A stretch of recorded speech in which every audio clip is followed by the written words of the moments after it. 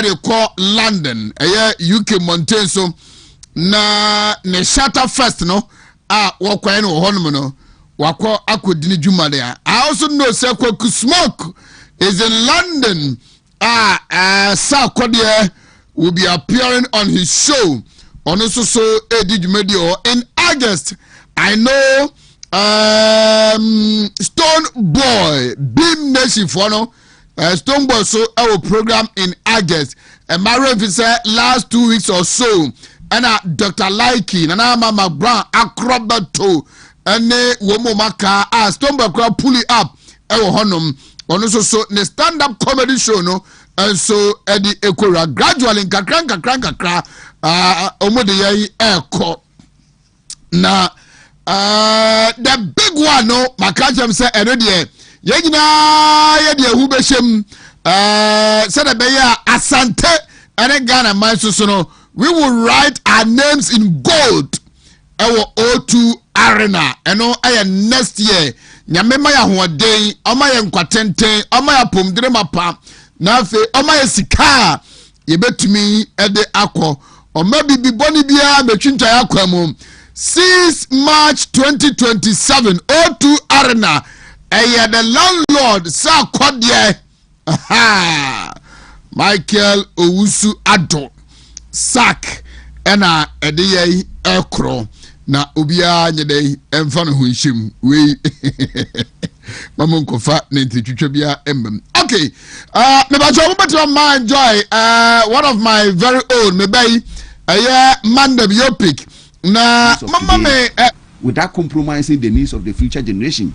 Enti ye ni nyina se ye to aba ye hwese aban bi niema e be che daache ye betima ma ache na nkrofo nya ho mfa so nti sei eno no kọ obi e pani die disisi a pekin kran ena other side ya na menu anu mo kan no so wakipa se obehu se ye wampidu ho a asem to na ofre no ha no aba wo opportunities wo boa wo makonu asa bebre so obo okro Oheneba onim se ye kan so wa ma na ye kro timi to abetia wo bra na bia wa yade kase e wo constituency wo ye wedding wa ma utimi to aba ye de etia wo enti niam ni nyina okekasi ani a e yade ye hawa o se nyina ye tena as country and as a country ni ye hwese e die na edi enya wonse na anu ngrofo testing law say is a delegate system a ye nyina no ye se yentro ye nyimfiri ho enti akoye se enipa etu aba no e ho faso a e ba no dodo no ano entimi maye nkoye nim but said the mama reasons ni bi no wo hwe ti say tribal wo hwe wo mo hwe long term project say da achi ho faso ni say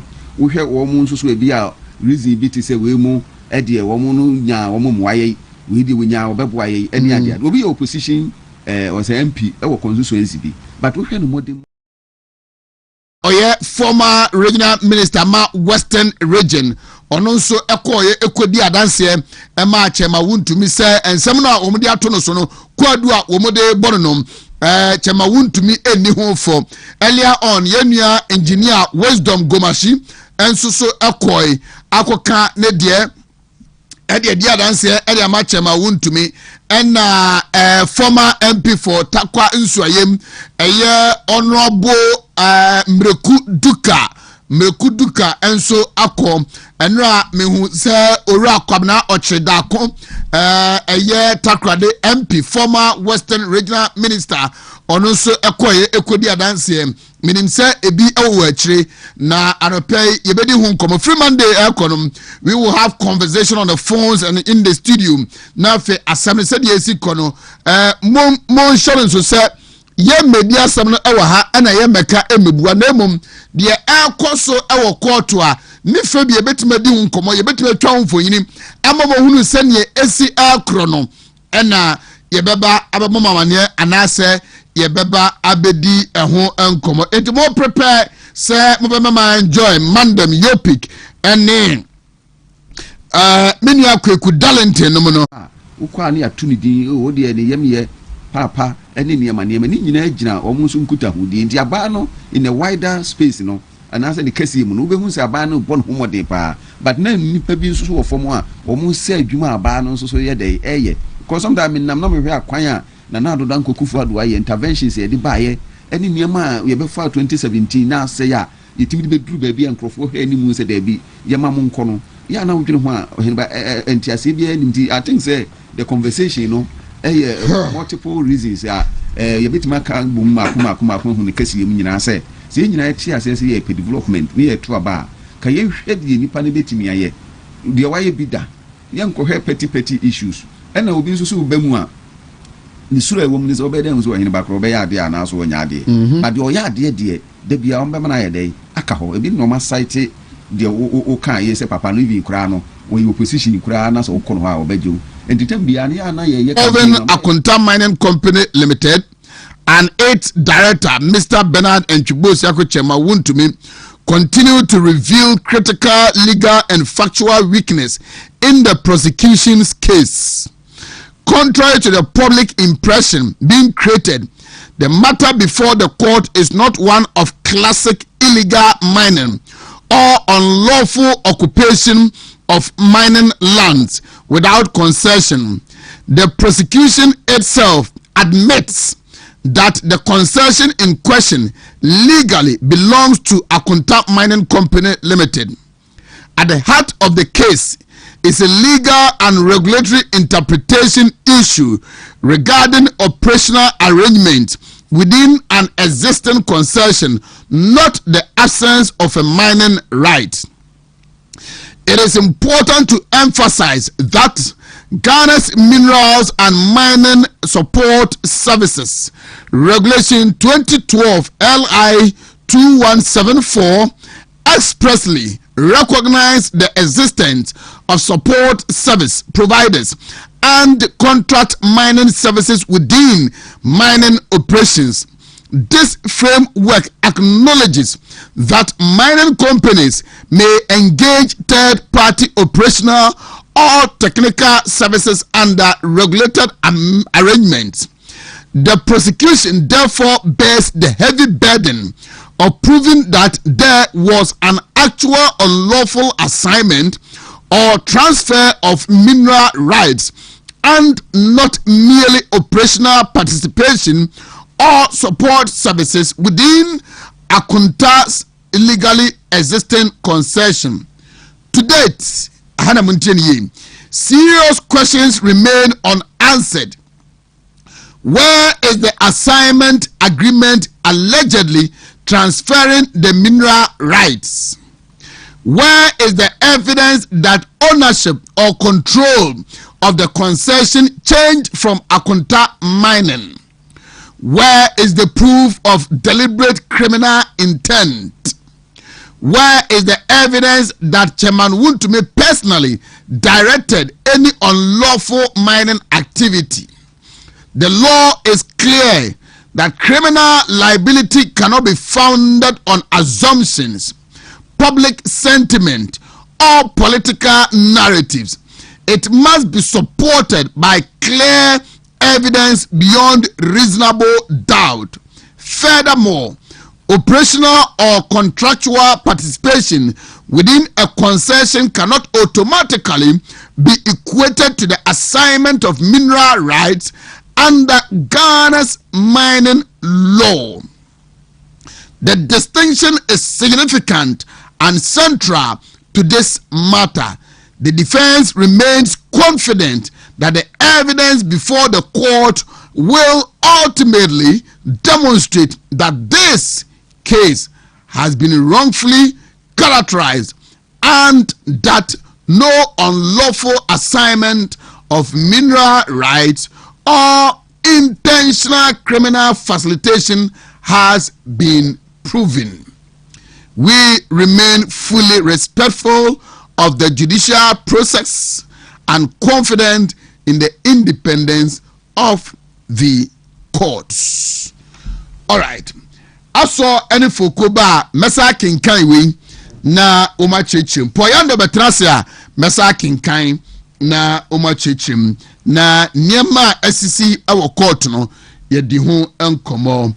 All right. Afi yanko back on the first also yes so good say bibia obia be ba be kachi hu mwakra ubepe kwan obetimi na kasade nso so ye but tem bia ube show arrogance ube yese wo de wo na wanya tumi nti bi a yɛmfa nsi akonkon obi abɛka sɛ ma wunti a etimi edi party ninya and when it comes to development in so a nkrofo bi hom yɛ competent into na da bia wo sɛ Singapore na omo ka omo pillar omo de chichiri oman no train no meritocracy pragmatism and honesty meritocracy no sɛ obi a adwuma no obetimi ayɛ but yɛn hwɛ sa jingo ne wosikanti yɛn kɔto abama wo wi a ne performance bɛsa de honors ayɛ de akɔfom discussion for today bravo mame na memusa sɛ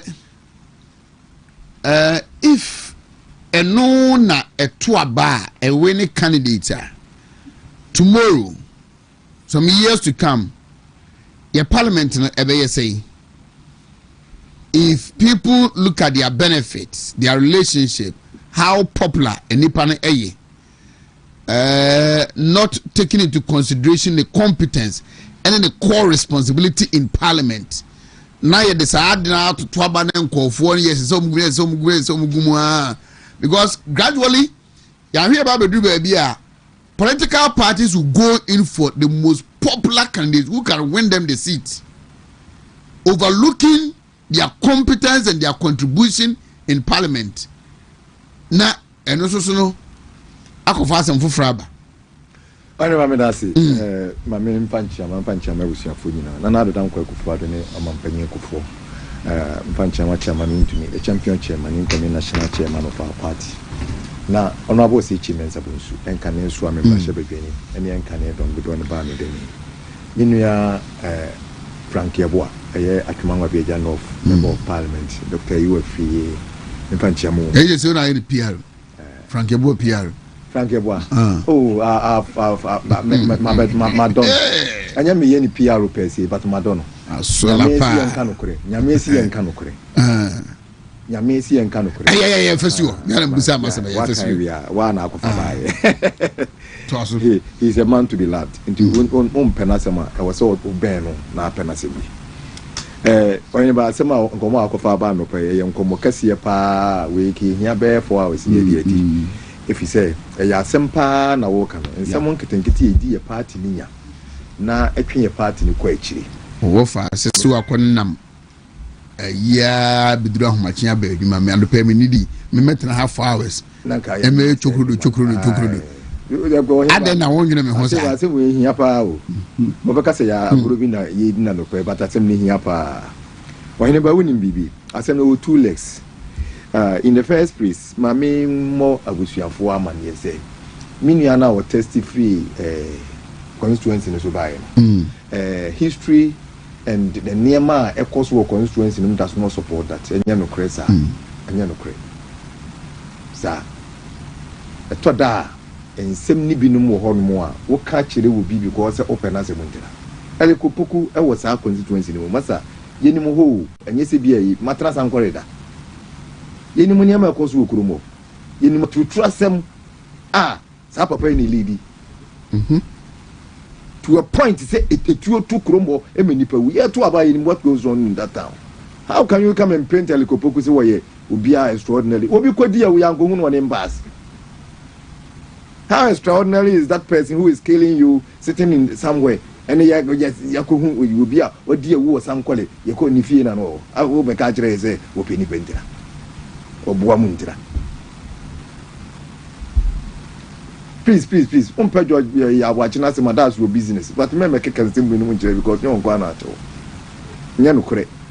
Sam kwale is not a peaceful town and just say kokoro mo ko hwe ne ma isisi so sa potem ho o ka as a medical officer bi e omobo nugu no masa ontwa so Oheneba conversation aye kan ye ka ho asem no aye kan no me da bia me ka say eye political philosophy ni pentiase edina ya o mo kasa ansem na o mo ka political philosophy o mo ntiase the yom kasa ansem no mo ka no o se ye kasa obi ka say na obi MP bi ba more and kasa no one fee no what has it got to do with that? But say chairman Zabunsu me I have been living with him for more than 28 years now. Naturally when I'm abonte on pekasa anya ne banya ne yere when I'm abonte this is from sa on pekasa on kasa wo fia ne yede ne makura. That is how he is. Uza dada won so aforo soro Oheneba ko ne fie me ana me boa afro so one na yire ne ma wo fie kura he doesn't talk onye ni po pekasa opia bontene a onye ni po pekasa ofele ade da bia wasi ni trase e no wonam entiano no edimi nkofo so ne ma me wo no na ye ni padua no ade a wo wi fi no as member of parliament is he doing it say pekasa naturally and is obi kasa ho na wonye so no two different thing uje oba won fi enti pekasa but obi opportunity kasa ho de so we just add atum na the coming days will be very interesting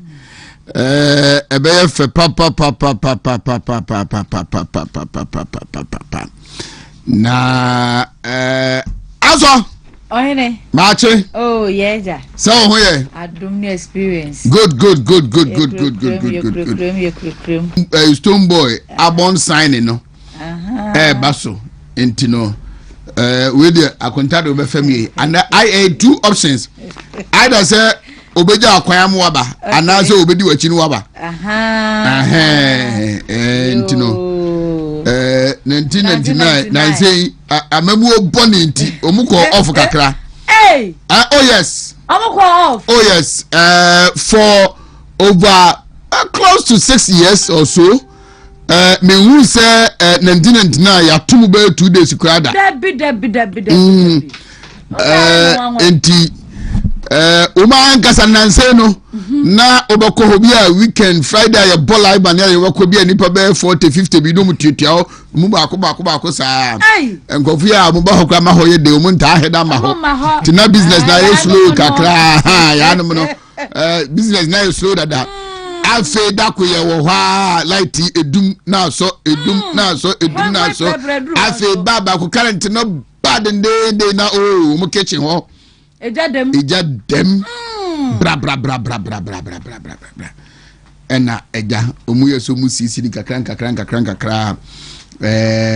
afidi enra na sign them free say many MP edin community say eja ombe ne den ombe ne sa Inti the first official event at Ebano, Sunday Stone Boy, Eba 1999. His album signing. Inti weekend we na kasano. Kuma ye tight pop. If it's a extra, Miami Bombay, the communication connoisseur, MPP communication officer,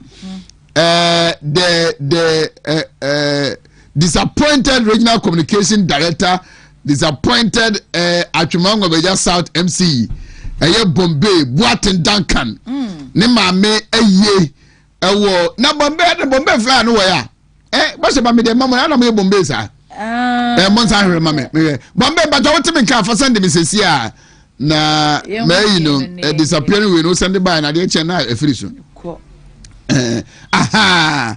Me bacho oba penning Alice Boatin eno adwoa onya 88 years. Wow, na me sure. Aha, uwo bombe hina no wo se ne maame ni. Omo hene se na me ya aduma nkawe say nkawe right? Yes, nkawe na yeye ayi no. Ne betum pam ewo nkawe ewo ne fie state experimental school no ehonma na yeye no na Sunday no Thanksgiving service no Anglican no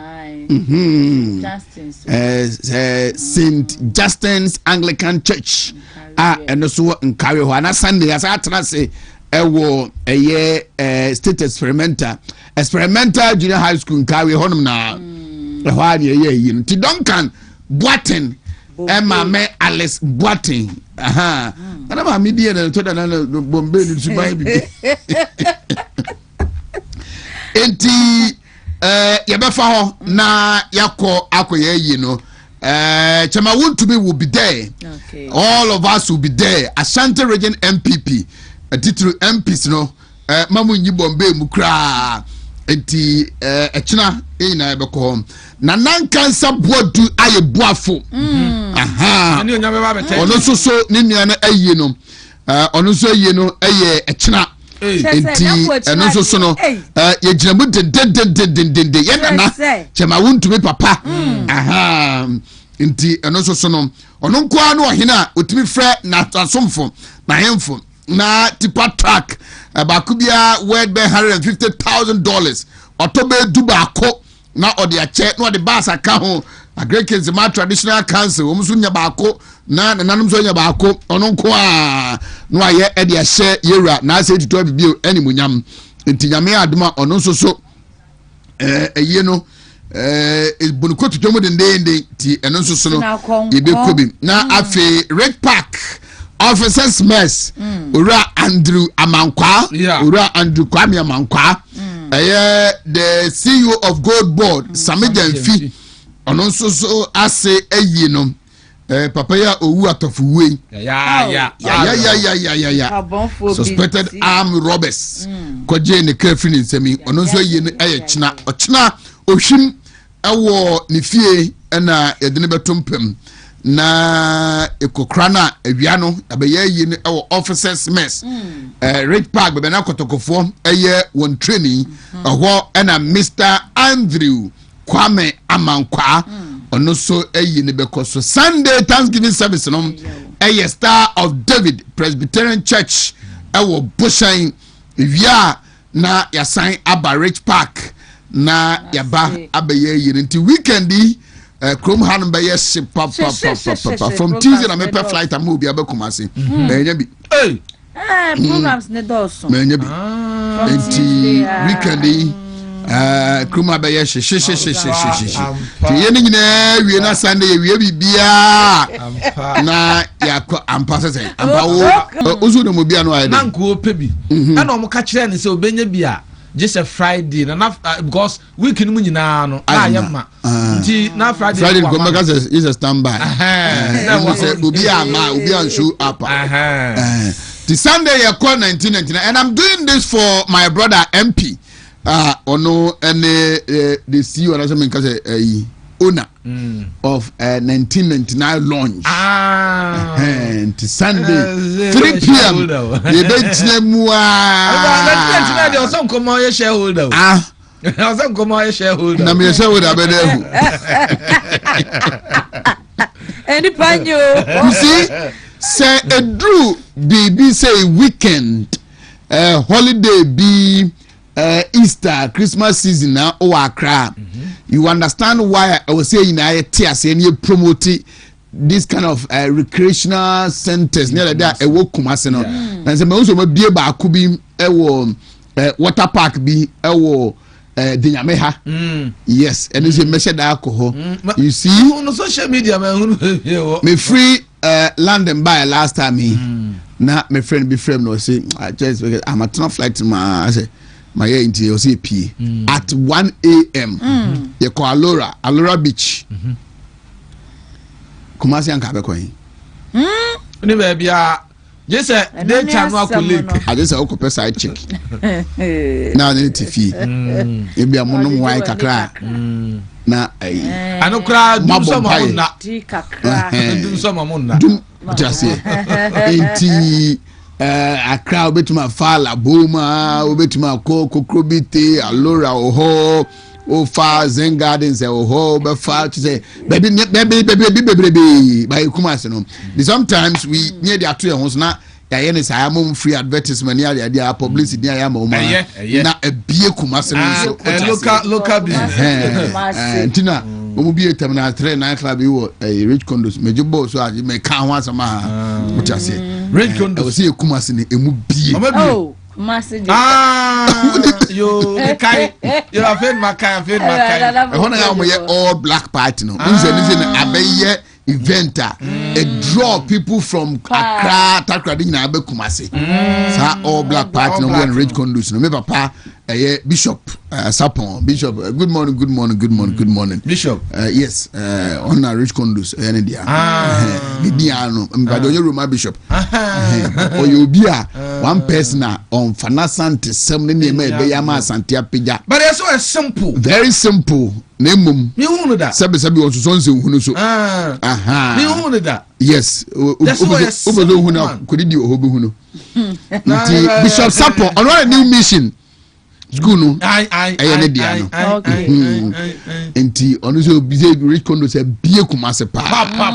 Bie kumase pa. First nenka hotel ya akoye Lancaster Golden Tulip ne Golden Bee what I say ono be kan afi wo mo bie apartment omu sisi bi ni ade what I say amakumase ni bie kese a wasa bie no we this other Christian centers no so emra ni other event centers no so emra kranka na kan so bo no ahodo koda event center no big one yes emra na yikumase no ase ntini nya international airport no fully operational eka ho a Dr. Bamunya be ya na afi ye ni ani eku what ase minyeska no bio media na so monfa sister fiane mremi na monfa stone boy nto so na Friday statement no say oba wo mfiye ye kono ho a omfiye ene oba wo mfiye different obi o mpɛ kasa no so obeto a ebi a wo approach na ono wo meka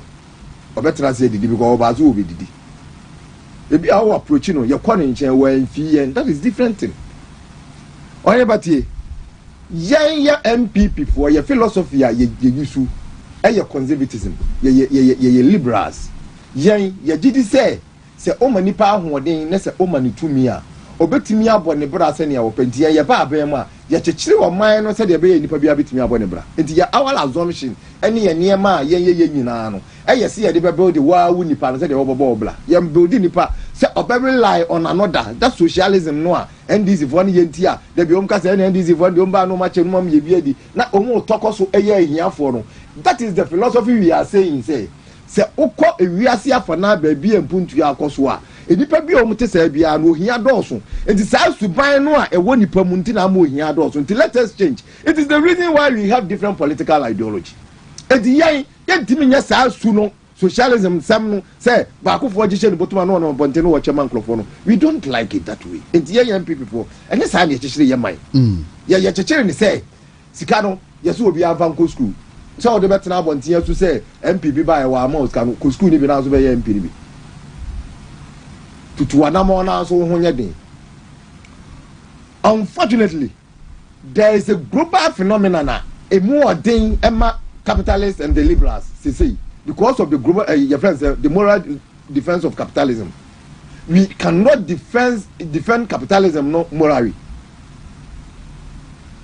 Enti say ye pese enkura ko school na omu etumpon no ade a socialist ne beka akoti na ba bia ya ne say aduane no mu no ama na enye de na wa attack policy no with somebody na enipa na gina so say ekomo de me na be say aduane na ya mfa ama me na enye de nintin enam no de akwa akoto ababone. Unfortunately the import of adiana ye no a ebetimi de niam problem no wati ato atwene. It happens everywhere. It happens in the US. It happens everywhere. But be a capitalist ebedi ade bia no the socialists use the moral defense of it. No mo de ade.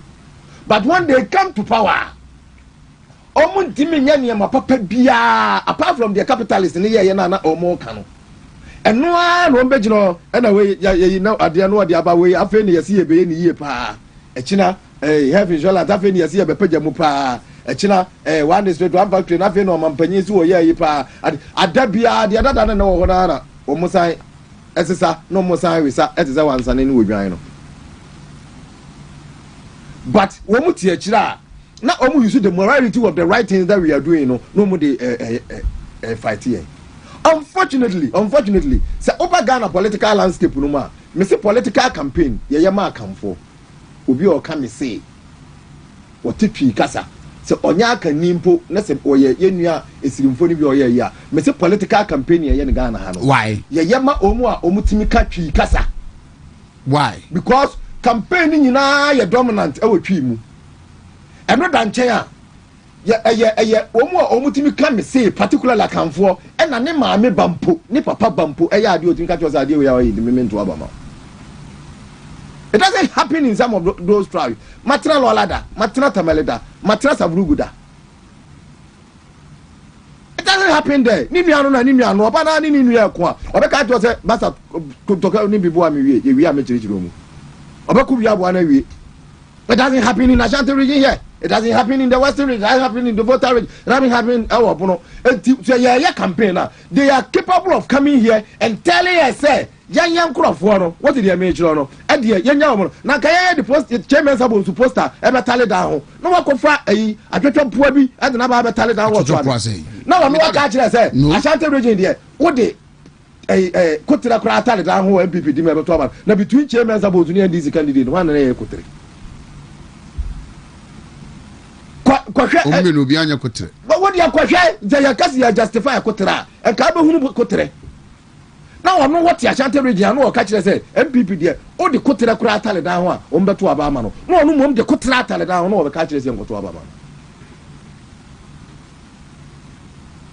But you can't say no. You won't change your game. I catch you say, you say, mean to Abamano. But all the regions are support to NDC over the years. Go and check development. Ofa Swami. Nasa Oma street light 2,000 bulbs. Edwin Swami. Enfrim Enko Duru Takwa. 2,000. Edwin Swami Enko Duru Takwa. Sa Oko Japa. Street light Jawa Bontin 97. And the assuming say 2 members of parliament. I am woman in our Bob 200. Bako Diano, a people the constituency in area near where some man. Bako Dia cannot even one community in one town. Daniel Opoku entry. The next MPP USA branch organizer. 2003 some not making. One set time flag bearer shape yeah oba no. First person chairman. The next MPP US of A branch organizer Dani Opoku entry and then onudi organizer hono nani nia Thomas Oheneba Kwame Boache aka Shefu ono so AD organizer ewo United Kingdom United Kingdom UK Montenso maybe Chamapia could be Adelaide Asiedu Adai currently Luton chapter women's organizer and also Abeye MPP UK branch women's organizer na the chairman no ama Isaac Apia Kubi the practical leader ono oka unity a oye ho adwuma ma wohunu oka say obe rebranded the branch now oye ho adwuma ma wohunu ono nkoa ne chapter and a branch no at the program whether a youth forum, whether a organizers day, whether a branch general meeting, whatever ubia dimrika kobi because Westland uru ahonuma and you may be see honuma no yeah ono ne timi ye chapter meeting no when your numbers as I said branch in a meeting wow yes until Isaac Apia could be what demonstrate in team penifom bebrebe in the branch and support his vision no na only the transiting come one you will understand me why maje the project no ejinemo the day but very firm and discipline or the deal but very firm and a disciplinarian and to say you will change the face of the MPP UK branch in a crowd. Nadia Bakuni say say young pushy man resources of course 2024 about Hanum September Otna Hanwa you see say Omomo wo amanano they will understand this better. For Obiso Bejan Be 1 week or 2 weeks. I bet Nekuma so be a campaign about September through to December. On one car and ordinary Obia man 1 city. Nancy can send you UK MPP UK branch okay can't come the car. Yes, because me car or the call rounds the Prado car no could break it down. The expenses be or in K. And come on, that's it. And he is one fine gentleman, and he resonates or mingles with the seemingly fashionable party will be out and to share the Unity Conference can see West London Hilton Hotel floor no kwano he paid in excess of £2,000. Yes, so our program no kweno. Hilton Hotel no. It's just about 10 minutes drive away from Heathrow, so you could see what I say. Dr. Duchum was there, Rep for Cabinet Japan was there, Dr. Champon, who was in charge of Honorable Cabinet Japan, Diaspora and Religious Affairs was there, Honorable Benati was there, just say everybody was represented. He led the unity talk not practically. One can not but practically he did it. What you say? Oh yes, I don't maybe move to the land and say man call phone co program instead of failure now went to man family campaign. What you say? At the right times uncle for no messages almost send the man call for screenshot and they more friend call for you come and expose them. Don't tell me them and cancer main fan one and Emma. What you say? But the third now party nintino wo bu ye guni me bisom all you when ya na nkofo te honum na almost sabotage no people were calling party before mu free Ghana eco program ma omunko yes ma omunko amoche for so yes sure MVP UK jai misa Ghana for na yes jai Isaac Appiah will serve you better and build upon the predecessors of Fakenum, Paninum, Michael Ansanum, Atekrufinum, Alesdadenum, Ababeyeno. Obe build on that. No idea. No. I will make Dani Assem. Dani, and 2023 Assem. 2023, yeah. Presidential prime is first one. Means so come only one and only person for now. Makasa watch amount dollars. There's all one country. 2023 now. The American say, and then the door so I'm a country. And then the door where the also I feel now Obeka. Me say when the house and you date na baby sir. How many years? And you once on America. And you once on America. When the house 2023 wa ma aso. Wa ma me. Ya kwaya adwuma bi. Ano say the anyway. And Apostle Joseph of Japan. Enche Dani of Globe Educational Center. Ebema Mosubimu. Go. Daniel. No dear. Anya say obi na de chemu. Eye moa modia. Yes. Moa mo sesa musika. Yes. They be mo sesa into pounds, into dollars. Na make can say na asa agro. Na anu adabi. Oye ya fe you do na mo twa mo bo. We ma that what have you prepared? Meti ho na akyere mo. Meti ho na akyere mo. Enti se ma mo abo am ho na duru ho. Na sa be pem mo sa mo sem fofra.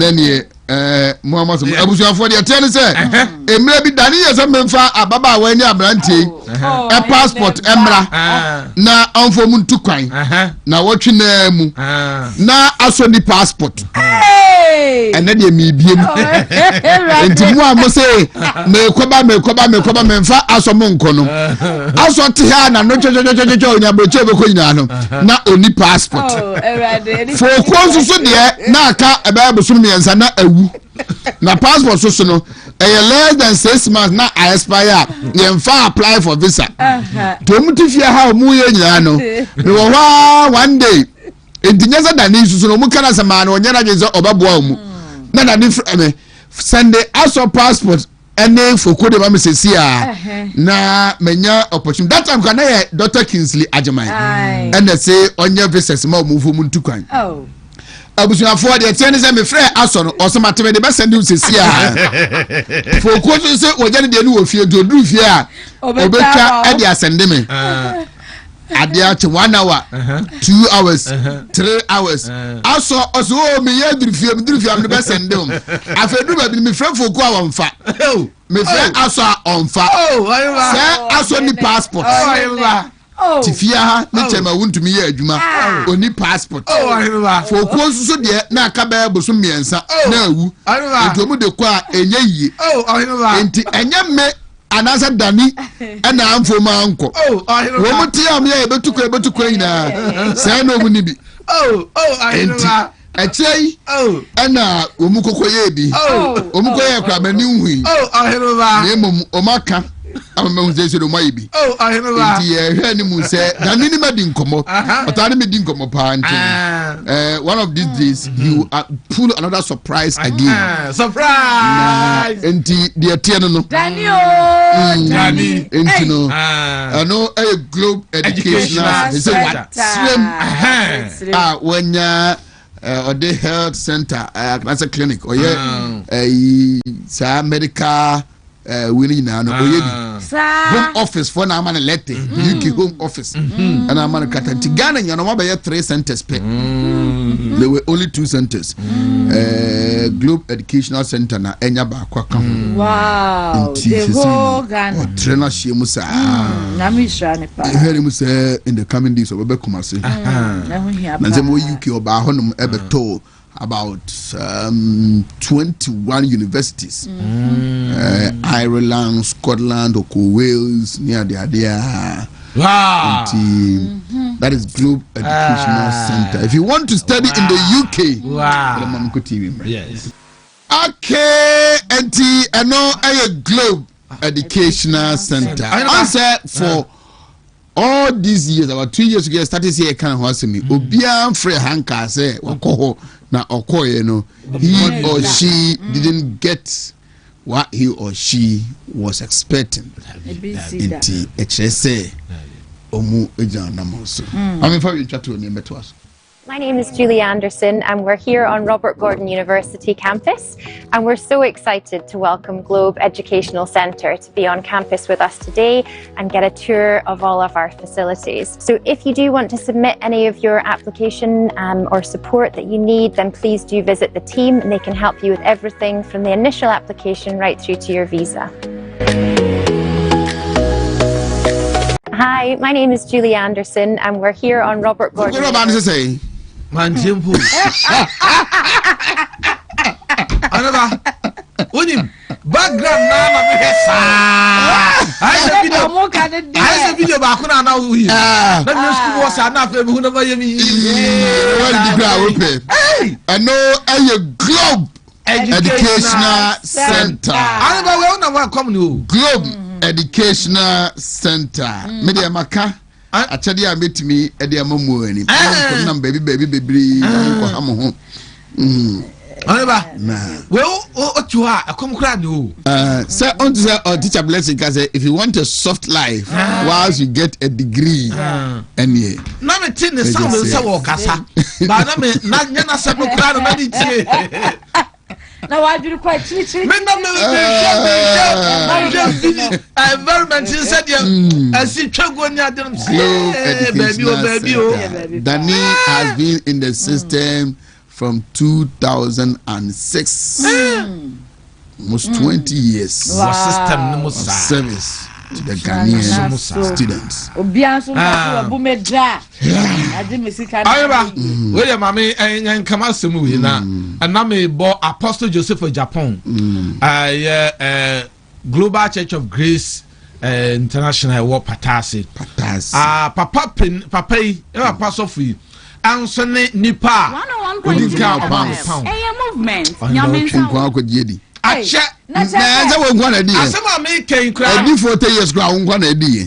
That Debbie. Before the Americans own Kwana with you 2008 as some making if you 2008 Barbie my wallet as on coming Malby comes me Malby as on Monday Malby Why? No, 2008 asem na making. Monday member. Apostle Joseph of Japan. Global Church of Grace. Who go na bi and come out on tape. Acho. Mo fire boy for. Come here no pen am for. Mo fire boy for. Monday me buy na just Monday ba me be adwuma. Ye be ba beji. So senka what wan kra ko ma me bi. Yanko Dani so chiam. Yagere so we die. Obi atini sesi a Fred Dani abonamani. Oh, Dani. Obi ahu sesi a abonamani. Oh, yes, Dani. I told you are showing our videos. Yanko. Oh. No can say he still has you guys in mind. You know. He will pull a surprise one day. Inshallah. He will pull a surprise for you. Surprise me wa ye nyanke de nsa be so matwe aba. Na banjem. Exodus moringa capsules and Exodus dandelion capsules. Abusia ya confirm aso de anopa no moringa capsules mienu. Dandelion ni mienu. Ewie moringa capsules mienu. Dandelion ni mienu. Enyuma ya na sawati. Na sciatica. Diabetes. Pressure. Ene ya de wodo obi aka. Na ebeboa ma immune system support abeko tianya de wahodo. Ye confirm aso ndum se dro we ya. Aya sanfa we ka we fe no. Exodus for you. Some of the can cook dinner no pani and you mprenudaku. And no penny in Quadani Nedi, Buamo Ayarsa contentum. I are sending nature and penny for no. Anti agent a boy dear Nankasa. And Quadano. A beer my dream Mamusia Diomuno. O carton so high school junction, baby, I be Tom Pabuana, to Focotun doso puabu rim. O come be a turby dobia benebiato. One way drone I am and in don't show back one and son wedi. Netinye juma ye ewu Dr. Penimpano number near the mouse say Otto Drona Yafreno, walk or Tonso Ayafreno, Nanche Mubia one for Mount Aye 0544 447033 0544 447033 Seekers Herbal Clinic. Anope me kan for sasuye we ede amount say anope ya wo ye yare ben nada ne kranko awako enko yare ben ena wasa ensa yare ben enene amwoni da so asan wo se ba mo wo kra embefa won kode kwaje ahome anope say wo hwe Wontumi TV nko ade a enkachi what wedi ensan say asofo pon a nyankopon ede hunumu ede adom wo mo na hahama so ode ache won kwa a wotete ede abo adasa no wo mo ho nkomo ena anope me kan de akiro say de hia ne sa wodo ani bekyerem ewo Seekers Herbal Clinic na mpanifo etimi abo akoni asanyina so ena anope so wo kumase a eya no abomodna ado ani akyerem ewo asokore mampon enkran so wodo ani kyerem ewo La Paz flat top konongo so ene mpatamu fo nyina mofa moni nkyeremu ewo Oxford International School na Takrade so de eye Beach Road hono runabout ena obehu Seekers Herbal Clinic Dr. Semaka ni say ne mefa number ne ma freno ansan watu ho na mom 0552 994321 ana 0552 994320 Ruta Natural Products. Enoni na miensa. Ruta Mr. Any malaria drota tashia. Da yedi ho dance me say edro we boa menso no. Boa ye no. Ndi yedi ho dance e kire wa yenso. Malaria suro no kokokokokoko. And the Ruta tonic e two typhoid ase. Obi a onya typhoid da na wako a enko bia no. Wono Ruta tonic wi a obi dance e. Ana afe ne ohuru nipadua mu eyi yade ni fibie firi nipadua mu na nya ahode na ho sepe wo no ye friend say Ruta Live eno mi ensa nyina na ye ton be bia to bido bia akọ abenye bia to na ye de Dr. Penimpano number ma so ya friend no nani ni nkomo wo 0244 485632 0244 485632 Mami kan for 3p garlic mixture and famao ene anopeye wonsa no nine eye titiriti no oba wonsa buo no emakra wonso ani dane tete wo stroke yare na aka odihye bi de na to fom wo no wo anope wo jonso a wo bre o jonso a wo chimo oba jonso be we na wo ma mo hyehye na abema ne mu ya wo ya 3p garlic mixture and American for the amawo obi sorry anope na no de mama nsan mehwe no esan se nyon no na su ni pedua ni ba bia hyehye no wonsu hia therapy na isa ha no edi efri so asthma te hyewa yare no a tete wo no one ope wire kese abroso no 3p garlic mixture piwake for dia bay edro we yatatahwe a garlic kan no an ye chimunso no ye de aguntu mu a FDM penifo agya to se eye enti baby etu edro bia 3p edro e bia hyeta e wo hono mo pani kwantre for se anope enchemu amedia ma no se de abroso anasa ha no e na apesa wo ne cha akwanya wo sa wo frɛ no e wo 0248928824 ana 0201000021 Imulate herbal supplements. Edo we nya da ye kase ye papa post safo kantanka the African star and a kofa de baye ejapade kese a wodi agya ye no eni na dan no wonka ho abusunya cha wonya bi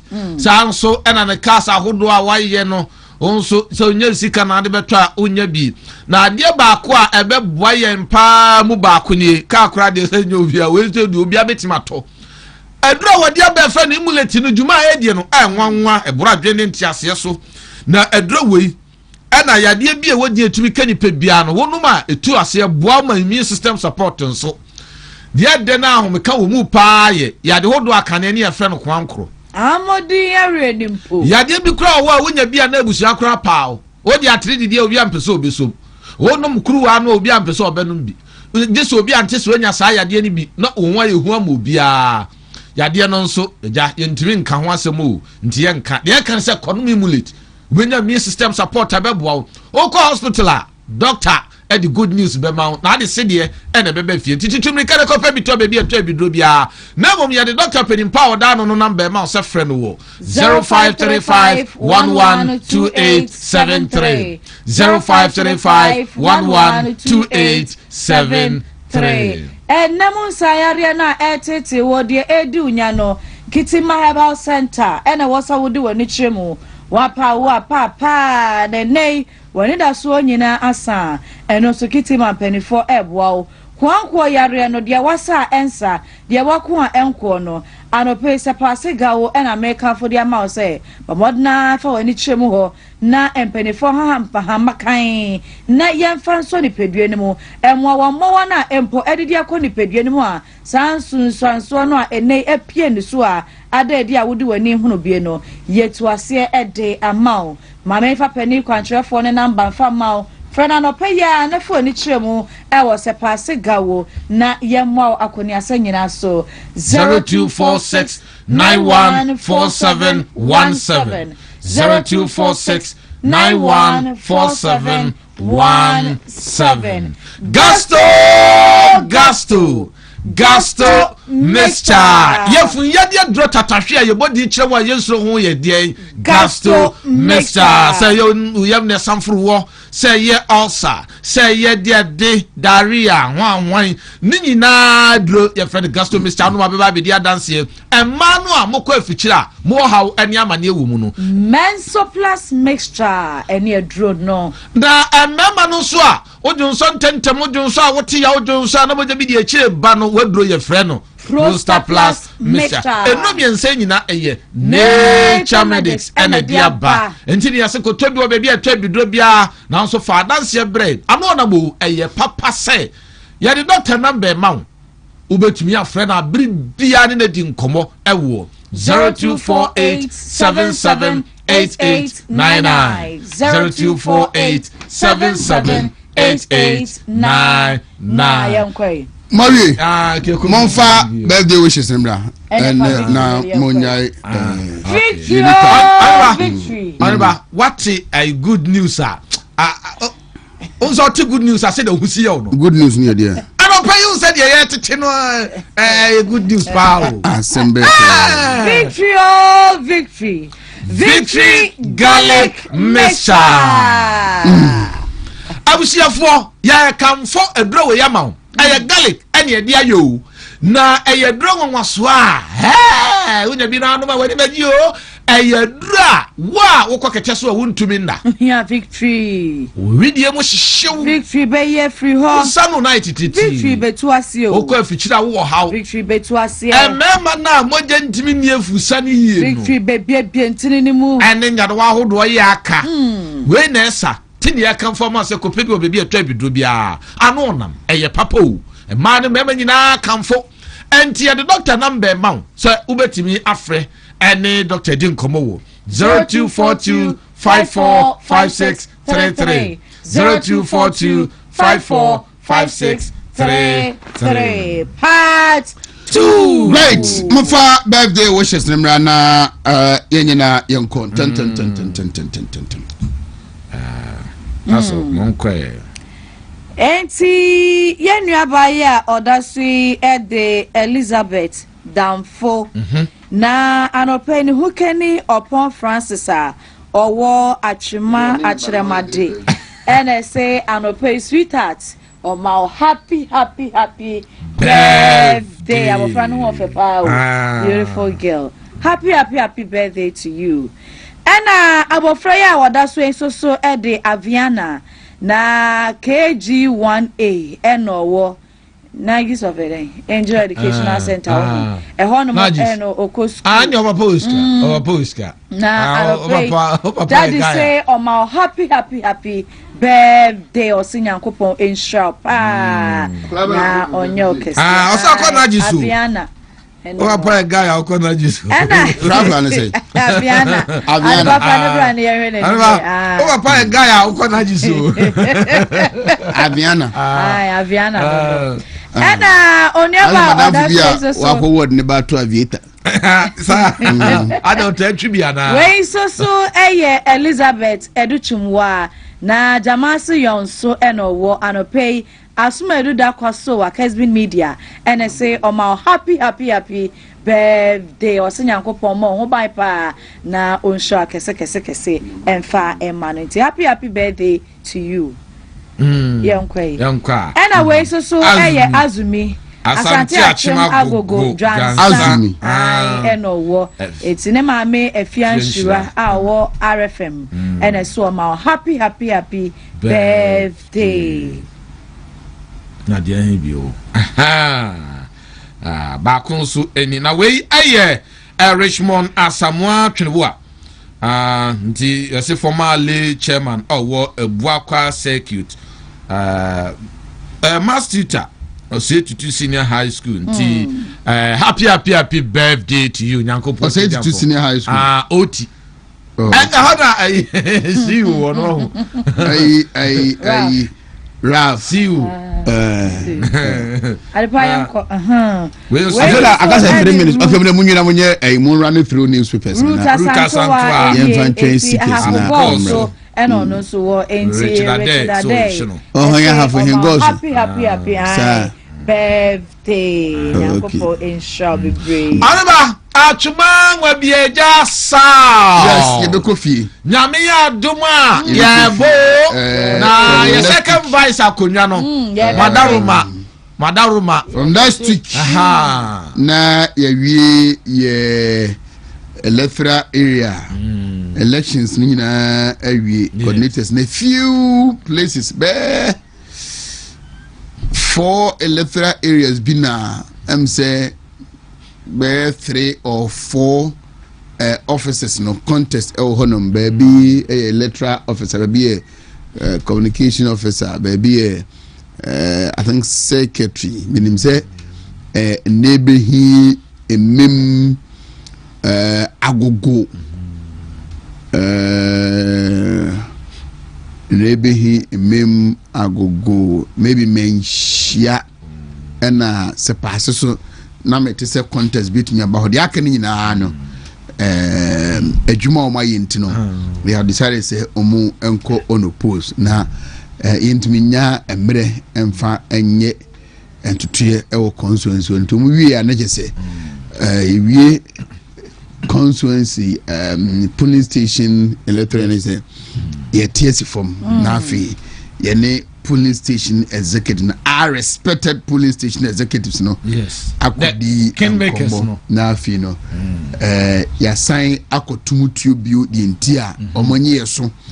Na yemra meka omo na yenyina enye party adwuma. I have said say I respect you more omoba contest no nenu me no na emum adwuma ahwode ade ye adwuma eduro ene adwuma na chi no nkunimdie ba emfaso a wosi enya wo mu no ye betuma kopre ye chefa as a constituency e de abade metima ya omu amino mu election ko anim se metima ya I am well positioned to execute that responsibility. What do you for Biswa? Dan omu maka ni nyina. Wow, obetime nya letter dia obi omu ne kwa amino mu election no. Omu ko bu hia mo akora jiso mu frame. Eni die ni ahombrase mu. Omu hia mo akora ajiso mu frame. Endo omu ntimi moa ye nuanu mu nkuma na wo ho no. Te say captain ni hero truth. Kwekuzuba nana ya se Jonba ene maame ya no young guys na ho no papa ya nana ya gaga na chain birthday gaga no me all the young guys na aka no omuntimi muo mu better than nyame be na me so aye na o ma angasa kwa no mu hia moa o mba frɛ me sana ahodi e de be ya adwuma no nyame adom ne so no honom awurawura be be nya resources from other sources and also nyame adom enya the party for the free nkran another region kwa aba no I remember ye received Dr. Baumia our constituency honum. And you maybe no ngotwe mo anam say no, let me go and see what is going on. Me kwe na equalizer, ye organizer. And a few people and a work abuakwa ele hono na ye be rally no. Okay. Na preparation ye chese we fa ha na dia day. And so you can no, we need to paint a buakwa nyina the red, white and blue colors. Me constituency chairman na me dancing from enumere no ngotwe no kopem anopa me the t-shirt no kwansa na me ba adwuma. Okay. I provided them with 1,350 t-shirts. Wow! Instant. 1,350 t-shirts. At once. And some de ma equalizer separately ni ebinum ni ade otiase. Entino, these are some of the reasons why I can say ye mpese ye betina radio so nko aye adwuma ye free baby na betina radio so and we see ye ko baby ye free no ekoko som yes ewo honom adwuma ewo honom na fi ye ton constituency ni ma constituency ni so no known by the party and the decision maker the chere to me ba ye the constituency ni di e ko predi dia ojo body na signature senga mitmatna hanem party ba mu a dem pese menya bia menya but osum papa ne say osum no enya nsunsanso papa ewo afofra sebe omodan wo anaze nya medio ide omo ahye wonsa na koben and these are some of the reasons amanchia yeah sedi sepase guruye ane ne akeka kana aya na obobo no Oheneba amanfo ani je ho papa enunti ane ye kire say but mon kan tell you so mon besia why no fan to wa chemre me come de me na enunti ane ye kire say constituency ni mu no enkura wo mu nyina no popularity no be sa akonanim sabe ye ka buakwa obi enu buakwa dadade nanso buakwa e be sa nyanim aka ho oh sure ye ka nkari a ye ka se paase a ye ka wa adwafo wo no mu nyina edi e wo ho 21 electoral areas. Yes. Wow. Enti nyame adoma next week we polling station no near TNC free electoral coordinators no ede no ho a we will start from Amanchia. Okay. Amanchia Yaba Kobe CD Yoso Twanse Yabe Yenkawe Penny Kawe Kuma maybe that's for a day. The next day Yabe Twaso from Aferi anaasɛ nkakom zongo koraa na yaba afere yɛwura mu ne behi na yaba betie sim ewo emem then near the aso the next day we will continue from sepase shehu besiase yaba mekro akoye agogo na yede no so then yafa sunyane kwan so akoye ntabanu ene asakraka na ewram adankwame ne abewie ewo asramaso na fe yedru fie no ya be ye asramaso ne abo renchire ana ye housing honom no housing ho kofa ebwa office honom na te se de utimi rom kusi pukukrum no ho na ye renchire no ye honom a ne abe ye dade ase so fa nsunya meye fa kubase California honom no California ni na so ho na afi ya ba atwumango beja Florida ho ene California ho ai hotel the work OAU yes that they say nti ibiani aba atwumango beja Florida eno ne ebuakwa boasu zongo electoral area ye were 23 polling stations. That's right. We are the next police station the doors so cry 15 then they work as a ebuakwa boasu zongo no fa Katab efa Ghana Baptist no echi honum ebefa park wo ayu efa be Shadrack sports for producer ya oni ne hohwe Shadrack mo honum na befa area hono abakumedi house no befa apem hase de ba anu da kwa kokosi agogo hono yes you wise okofa abakumedi akofa akosi agogo hono no dear tisifum dia just say but the we are near Asako view probably we do twice before say ebeto aso papa bi friend me say wa won ne ba say we nim no anya campaign me ansa antoba ma me na Mr. Ayamba intern pay me chia no the ballad the Joyce Ayamba a very very very very loud and active young female patriot. Wow. The reception has been amazing. Amazing. Na papa na odi second vice nti say my fan as my chief advisor. Na otutu. Say chama pia kubi la ni bia na no oba me na yi wa momensa. Mi share na me so mfa mensa aboma me. Na mensa mfa nko campaign ti ano. I know say to abanu wa babo mensa. All resource so na so good morning. So everyone is so on the municipal health insurance manager. 8 years. 8 years. No boy says so and Lord Abetapia on so a poultry farm kitu ebintu ono me wini wia na makotongo ko no me be party to me wini me ono go mampa me wini because me wini obenya me so mfa so ma betongo ko no hono e dia ko party ma party fo no wia ne nyina aka abum na ya adwuma okay enti say wie na nyen sorry nkoi na nyen Friday na me homra na asoda me wia na yenisi kesa bedin komo na afi by the time se po yando maba na yato aso edin komo mama nhwe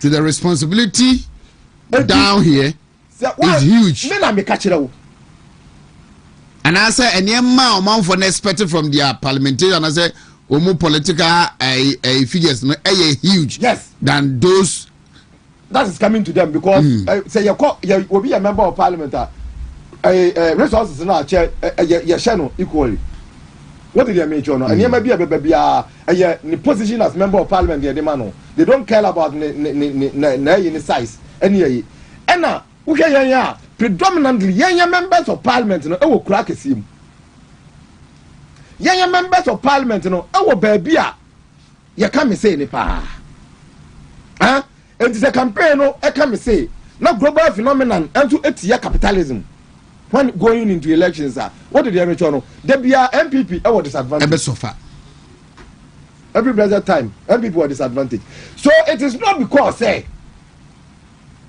ya MPs ni nya ade o it is because anyame bia e ku bia no e militate etia ye party no because ye ne champion new philosophy apa wiase of course se udi akira e betimi di o man no akompuntuom na mu nipa mu apagya all right enti say ya ntimi am preach capitalism ena okase Ghana ene ma bebrebe esisi eburu so traso se ne wo se eye se aposifo etramra no so ye ne ma bebrebe a faso bia ni so yoku fokra de yenka court no so no the same thing na fe ko nipa ya bo mu ko adu a court mu o mu fo ene ye di bail condition no etete o mu tete mu fa ahodi so ko fa 50 million Ghana bra ko fa 30 million Ghana bra ko fa na de proof ne say the ono prefer sa bail conditions no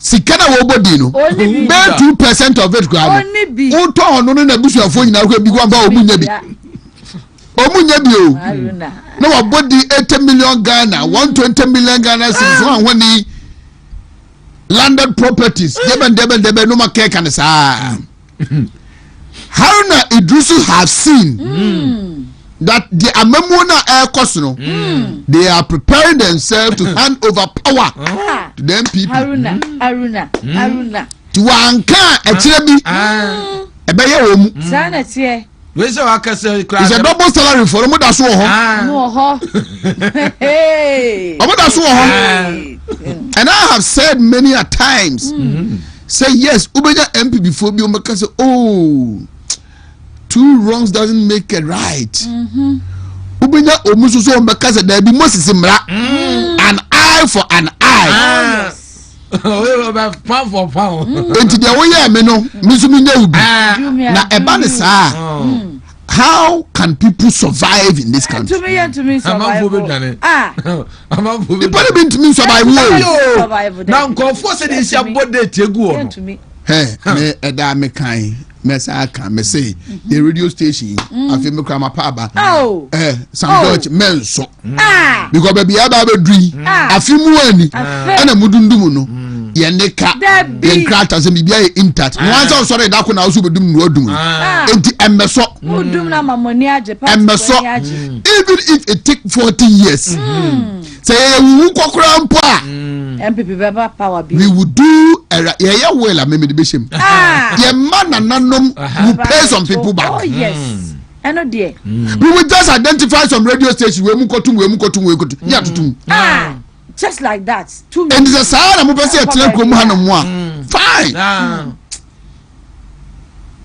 Uba ye Sam George minister unye nyansasemu bia o unye nyansasemu bia dwane ahantan no na maso asese shoulder part ko ame ne potential na nam saa afede ya bram radio no ko apam me so biu anya ono say wanya adwuma anya ne yire bia anya ne yire hwe ne biu ko mo bra bia wo ye na hwe wo wonu asam enne wo se to ma ogere ejara ne so de supa se de ne sim de che ayi asante achom ayi highway no na moto na mudi tumi edi se nhuru wo kromanum saa ena nkofo so a asem kitikiti bi ebesu na ado aban mu chioma no abeka bi no ene obi eri di amen omada ese amanfo ahase enyane amanfo ahase enyane ba ti omu ye ntre mu saa ye enjoy wa emia no enjoy it wa enjoy so no enjoy be happy name on table no ten ma motivational speakers ni good governance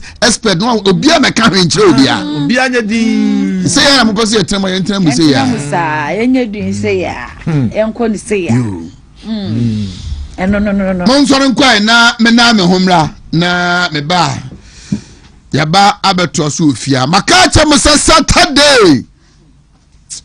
Okay, maybe and the value associated with capitalism and liberalism. I'm fan kaho. Amen. Nipa hunu empuntu a ewo mu.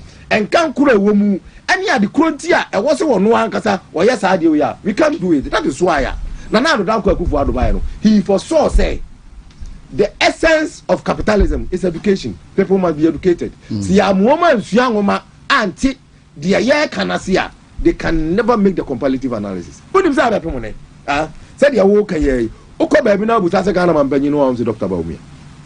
Oh yeah. Yes, some. Enti sabe koko akuafo sika ya yati so ya ye gina ha ya bo se nyina no. We say our community bi wo no say Dr. Baumia na yes ade. Professor Amir Emma order see am ne picture emobo all the schools. Onu akasa Ghana man panyi wo gina classroom o. Who is the president of Ghana? I'm sorry, your crab akuto na do dan ko. I remember that story. Everyone man come out order. See am for the picture more every office. Mate, ajima me da say. Say when e ko so no. E was say your party ne set up. Sa ideological school no mti na way. Obi campaign o de be ye na. Okoye yes. Oh, party no anu. Na ye adwuma dende pa because a global phenomenon e kutia capitalist. Akom. Right. Once I come on man limiting it to party. Let me generalizing it. Yeah. At the internet process. But by principle and practice now. Who said the air plane no kind in any day. So we call other regions maybe. Now NDC may dominate over the development report. Yeah. The question you asked was that I didn't know that's what about. Because I can want to also change it on to him. Before by Mampanida, there are sea defense near the other courses. Yeah. And the import of it is say. Essence NDC the chance you be or man should check. Nano aye ko voter regime. Ba ura huwa. Kwan pa kufuado ye. Yes. Ura hu. Yes. So you can't take away. Wako sea defense project in Ewokita. No. I've not been there before. I've not seen anything in this Ghana here that is more beautiful.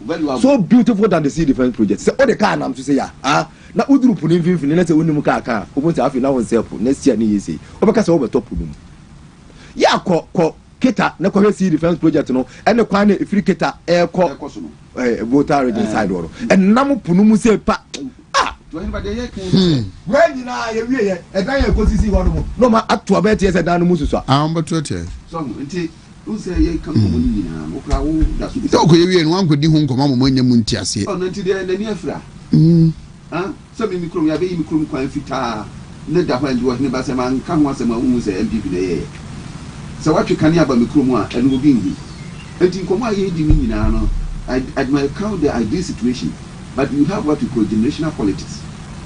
Generational politics in one sem ye can say, and then you man go for pen say let here. We be correct me can say Adima who fair Facebook in Metro Abama. And that is the danger may come once and say San the Beya Socrates has no kind of the democracy will fall.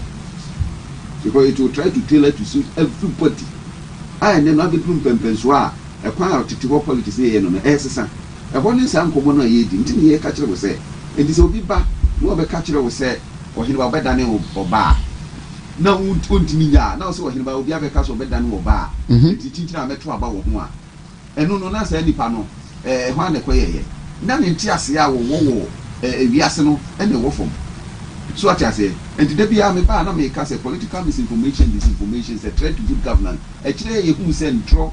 Any Niama Emicon, every time trunk of what Mammy Actua by Tia Baby, and I be him. Nanka get to make you say the year can see defense in Niama, the year of voter radio. Yet didn't touch him with the crack or tamale. And the spread this will be a young chefan.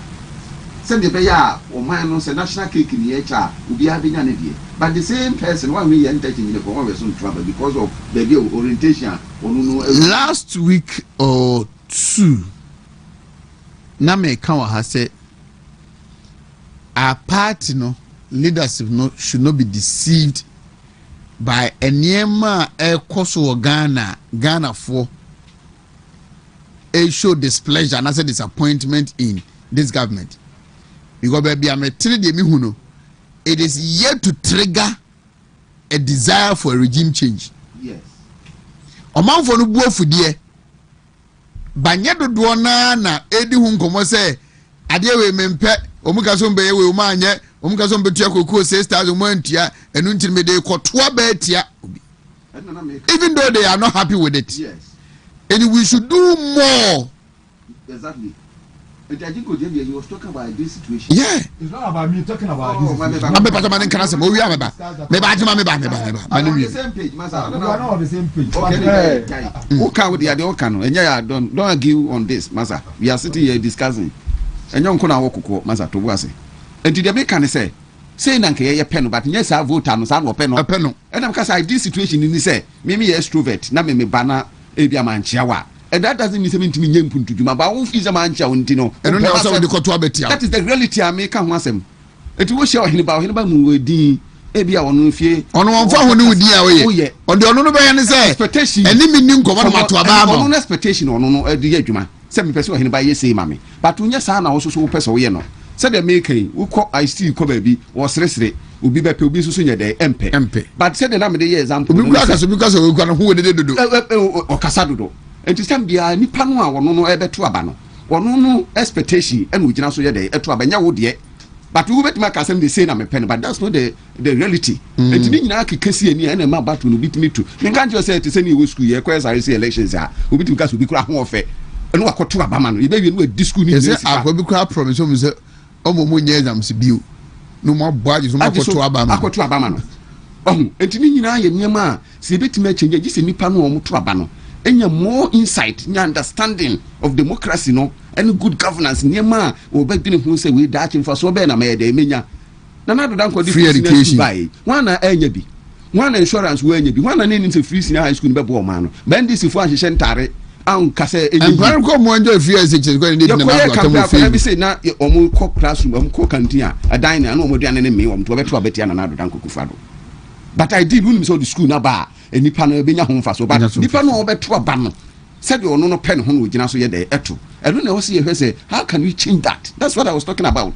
But ideally say yen kapa na wo say Oheneba yetiti about we the kwaya ba mikuru do yetiti sentiment to aba han nanka in the right thinking framework obeka so Oheneba yetiti sentiment to aba. So these are some of the areas I can once and say edi nya the me quote to the you can say was it to have a perfect democratic society you need to have educated the people how to rule and be rude ya mfa no ani kan and ya ma politics no I say we will fan we will be nkum we tribal we say we say do he pa kesi die hini pa no tribal issue yet me kasa had a certain group of people population we may have to be no ye be kwampampa no na wo na ato aba adentina ha Churchill from place ya Ashanti region ye lusu elections wa ha because nipa krona wo ho no they are always aligned to NDC hweniama ye de ko hana me boboso but we still lost hweniama ye none of Vamed hospital ya bia ye muntu obi anhu se nesi wa MPP abreso ene yesi but we still lost until you have at this situation a rare expectation until ni nyina ya de a Oheneba ekọ abato mu until wo ya beto so aba no de nka obenya nka se na nka wo pe no but wo koto aba no ogira da kan mu a se na ohu obi correct me ka se the personality ka hu bi ni nyina nkrofo hwe so ya de eto aba e je heterogeneous obia wo nti a wo hwe a wo to aba wo bu ha ye to aba yi wonya bibia bi but ye domestic debt exchange ye affecting nti wo so wo to aba at MPP mi hwa na kan ye gyan so 8 years mi hwa ne back of free senior high school e bia ne kurom kwa kura ya de yayi obia wo se ne wo hu ade nti untimi generalize ne say as we say na wo benti chinchira mu nyina anwene pe etina me ka generational politics ene kura nkwala e ba no obia wo ba bia wo de na de ye de ekọ obi kura timi ka say media papa wo de otimi esa meto abama no we buy mama wa nyom example so where are we e hono na ye nyina ye say what is the convergence eno ne ye hwa ye ka ho ase I know you want to come in now afi yen close to na ye movie on first and foremost say ye tie fidie so ne ye kasa you don't tell me nyon kwa na wo me pacho me pacho on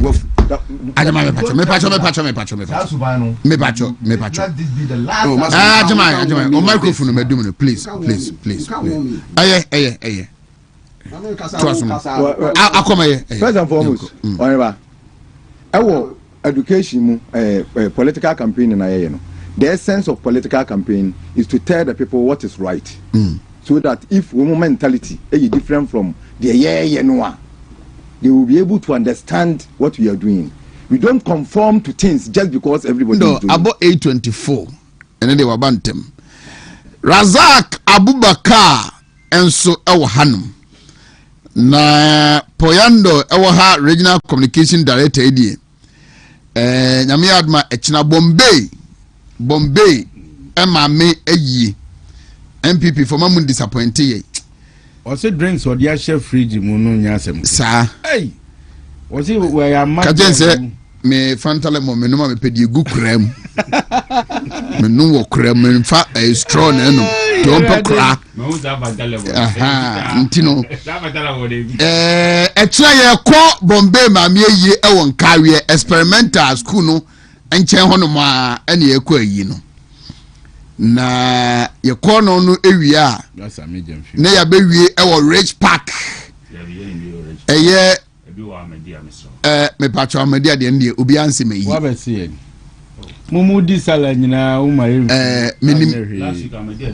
me patcho me obi anse me yi o ka se me nka ni me kan yi ameko me nkan yi wo krum ha last week na me kan yi wo krum ha na we de me ka de meko nti meko Bombay ma me de no ano papa na me ko ho na fi me firi ho aba ohim Ora Andrew Kwame Amankwa eye gold board CEO nase sameje mfiase eyi no na yaba no bi awia ne sa akon kawe Bombay die no na yaba be wie e wo Rich Park Fantini eye sameje mfi ase na yi no eyi owe nkoja sabebebe asem tu nua emma manyosem ntetem ntem na ade a betima ya so obi anipa nse ya wo no na wo kosra na kobompa ya ma no ana se wo free mu na wuja na kwan kra na ye de last respect man papa no kwan of us wuye na are ho is a young man who doesn't deserve this enti nasi eyi ni beko ewo Rich Park dubia mredi Poyando so ba mi akọ me siase o den koja o eye die nkoja enura say wakwakoje best CEO award ebi ana police for operation wa ye ke no ko piko yeah ba no mo meji o ye ko Bombay dia ni aba same enso edie o ba mkwanya no one important arehosem ba kwa mpesa mede wa unu aba Lily ako ampofoa yeah Lily subin be 2 weeks ago be na mama to be 1 month ni okay ti be 2 weeks ago and 10 days ni na yakoye na mama 1 week ni ewo yes so north as south one north central all right very unfortunately Oheneba ne bra odinichi anso afrim oba ofri akra ba eye ni bi esa be wu to le yinsem how serious this is too cold very cold oba BBC aton like ojin hu bibia enje mentimi go hwene nimpo because of this sad event this is too heavy Subin Lily is assistant secretary. Oh yes, Madam Fupa. Mentimi ko hwene nimpo because of this. Ankafra. Very very sad. Ankafra. Well, na mame so akonya nso na means so nyame adoma oda ochina. Yenso ye. Oh okay. Why? Subin communication director, outgoing Subin communication director. Said Nebra so. Ophelia my ex-wife. Ophelia Prempekese. Enti na ye na also ko bi ni. Me obi anse me yi. Me na me si we ye. Wo ye busa pani. Me part me. O ye busa pani. Associate family member. Member.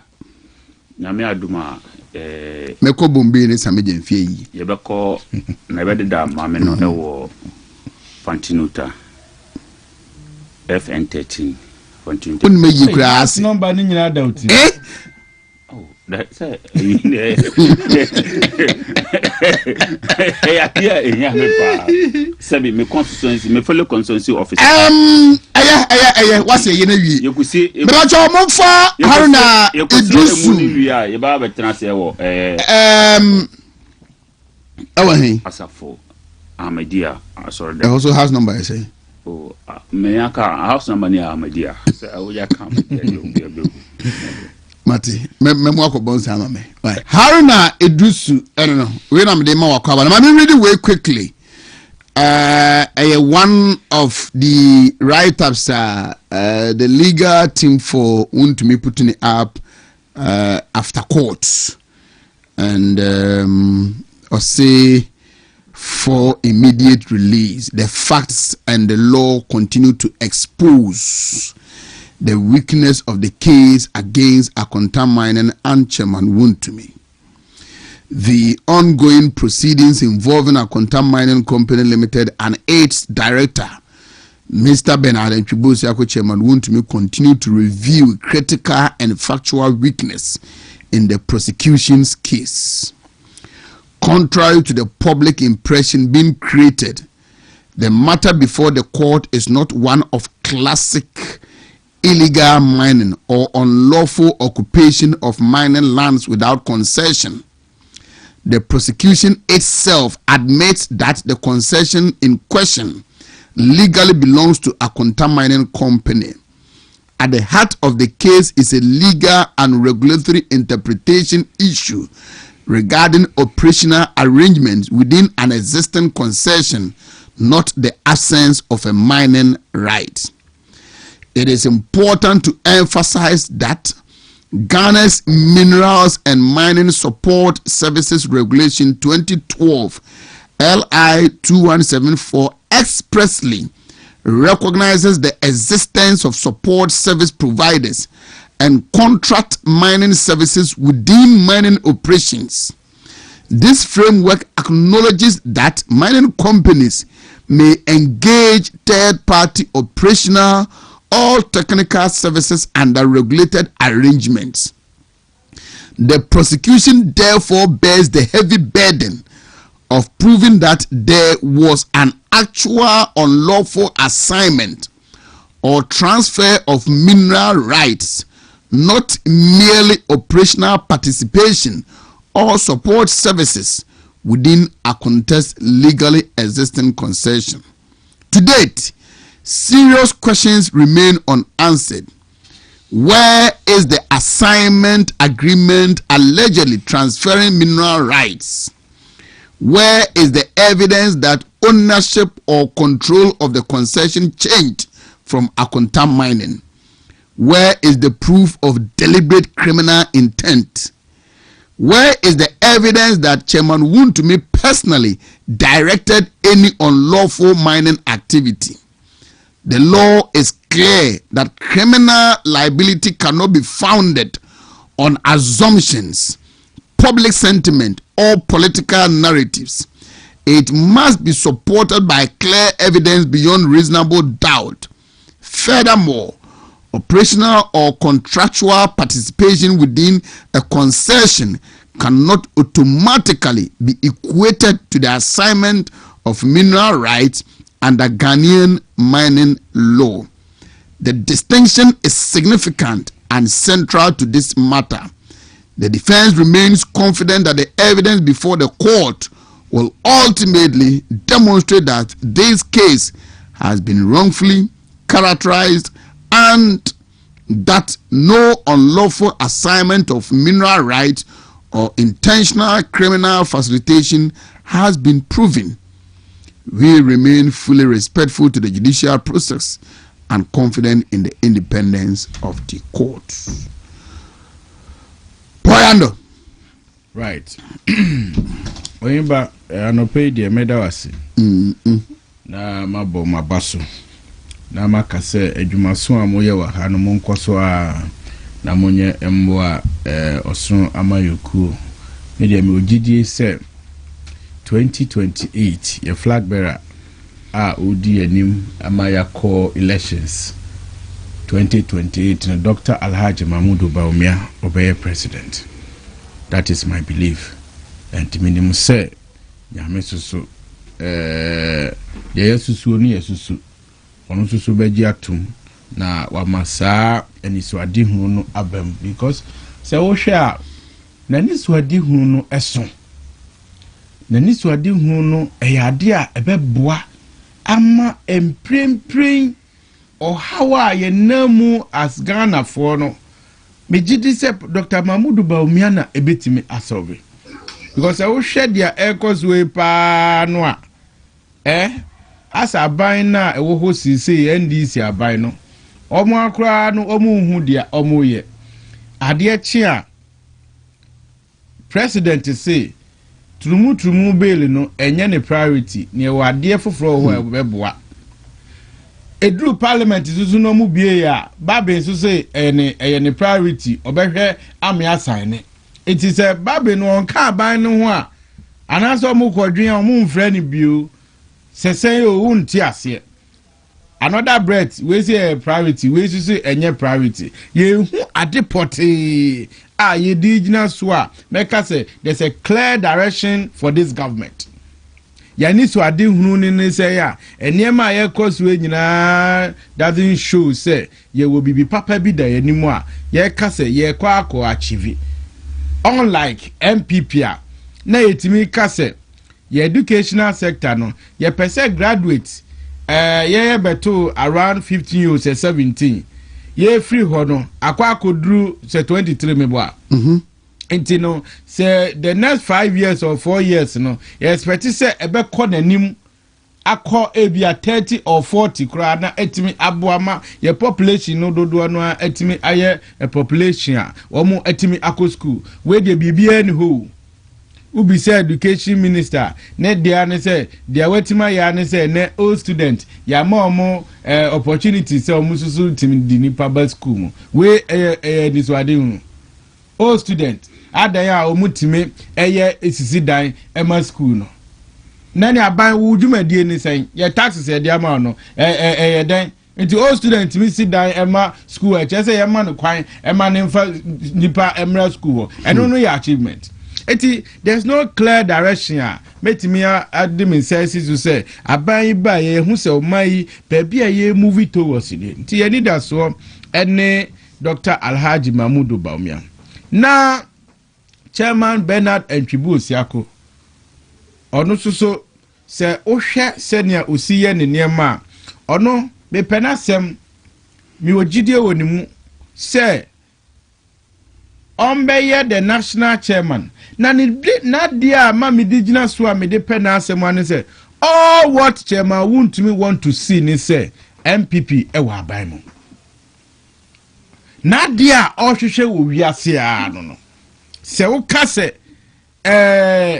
party ben e na ye hwe se owo aban mu at any particular point in time a chairman Wontumi be ka cho say o MPP o do MPP o wa hofama o wotima o won hihyepa Emma party no nti at any point in time bia no se okase ope bibia eye ade e wo se me nu mienu nyina no ye hwe na yetimi Emma ne saka national chairmanship position no na etimi aboa oyiba asema wakan anase court kan say ne lawyers asemu ya wodi abetu hwe eye matter ehia se ye nyina no ye ka ho asem and it is good say lawyers ne so etimidi ababetu dwa say dia ekos wonie makacha o say court ayeko no enye dia misusu enye dia madwen ye me ukọ court a eye evidence and law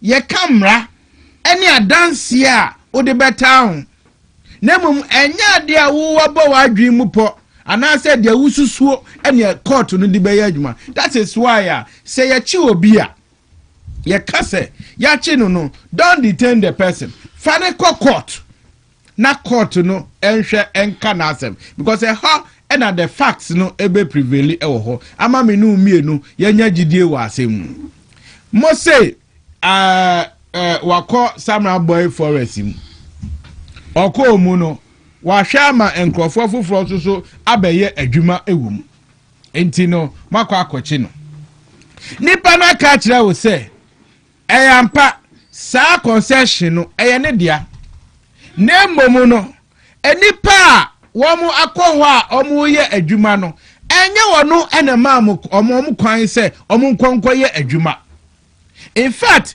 ɔtwerɛ ho letter ɛkɔma the minister ɛne the regional minister say mohwɛ sɛ nkurɔfoɔ aba me concession so a ɔmo yɛ adwuma a mintimi ɛnka wɔ mo asɛm enti mohwɛ na mo ma me policefoɔ ɛne nkurɔfoɔ mbɛboa me ama matimi apam ɔmo free so and sadly way no it happens aban nankasa oye NDC aban nankasa and I say previous government nankasa we have a problem with illegal mining yetimi to ase it is the bigger problem no and I say the bigger challenge nankasa no aban na or police or army or fire service or all forms of security agencies no he is facing the problem.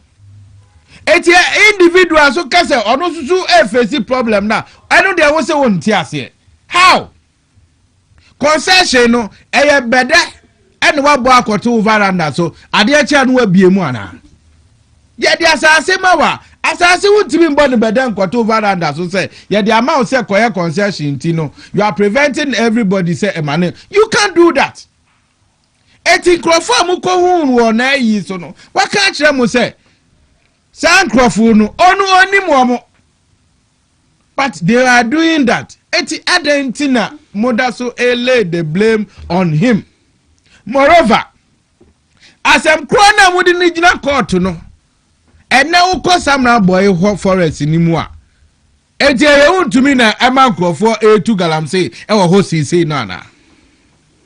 Eti moral right. Principal Ben na mudi edaso edi Wontumi jina court abra eneya mene wo kase Wontumi as at from 2022 no onye mine bia organ hada it is a nipa edaso o Samra boy ho na mudi Wontumi jina court a e kire sen ti da bia no ye kase nipa no ne ho eni bone onye bibia emfa ade bone emma oti ase ne papa ya oye na dwuma oye ena oguso a oye eti mumutiri mu amabo se mu pese mu di no etumuo mu pese mu gu nanimu ase mu pese mu bre nani suade hunu a owo ma ni kuo ase no me fi se enya ade a ebeba so eti ye de ye begu suwa na ya expose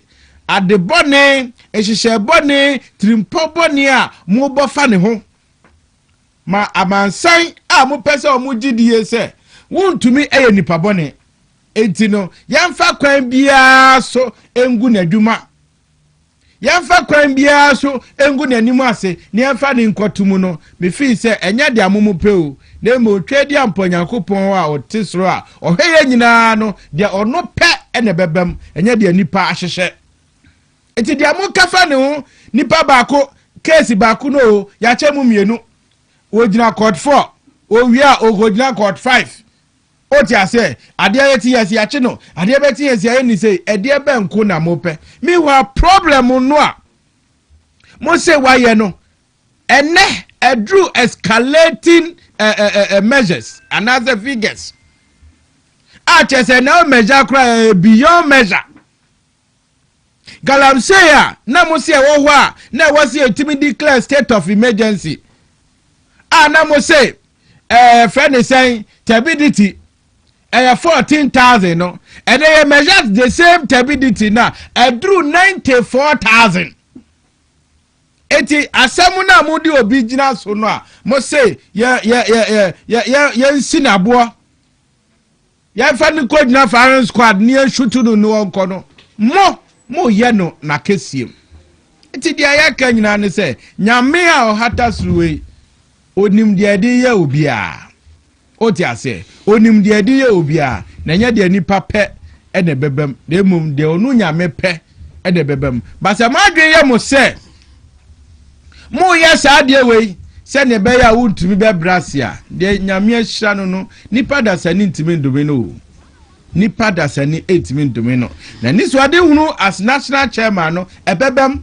fi se Wontumi onye obi abone Wontumi mi hu na mi hu se waye bibi etia obi biara na mo nipa na epe ensam ema no nipa na pe amane nkasa me hu bi da na ne nyina mu no nyame atwitwaje no ne nyina mu me se manhia mane mpo amane a eno no yetimi twa obi asu no eno kra nyame ayi na frimu how much more aban amane na me de minimu se wankoye board member Wontumi anya minister da oti ase wanya CEO da nanso so trimupa omaba fa ne ho se oya regional chairman of Ashanti region na de NDC for pese omuye no omuntimi nyenti no na se ne ye bade a ye betwe waso. That is right. All what I see. Na me de minimum ya me ebeka ne ho bra said a lawyer for neka say omu jae ma court minim say court no go wi a so good obakaya ona odi kan kasa some video so say NDC success e wa bam enyina ansa on ba chicha won tunatum that is their success ene me say reaffirm say nsema o kan no sanity because me chira wa de bi ura up to date Wontumi case no omda kwa ura cases na enano me hu ye na me wonwa omo list cases a ura de court eye under ura a omde akokot ni nyina ni se omu a sabi omu koya aban adwuma government appointees a omafa aban sika anase de aban sika mumso mfa nkoya adwuma bi a omanfa anye wo sa adwuma no aban ekotata omakoji sika no omo list a omu ni chama Wontumi case na akoka ho illegal mining illegal mining yes chama Wontumi dinka ho ora no mso bi baro ko ba se 21 billion 1.9 billion dollars no sika government appointees ne de mo mzo mfanya adwuma omususu se sika nya se sika omususu mpo because say no ana se nya sika de mo mzo mfanya adwuma na mo omu take advantage of office no mokupai no eno mde afa o mine sika eno mo kwaji aba omo list ya omo list. You see the government of Ghana they cannot recover $1 billion and some more can Wontumi. First of all, the president of this country, parliament, say, minim da say Wontumi no your government appointee. The president of this country, you are the mama call state of the nation address no parliament say, Ura I retrieve 650 million Ghana cedis every omo US ka. Mini okuma lawyer Kosibuchi actual letter e de koma your friend say Yuku and your friend is saying RTI.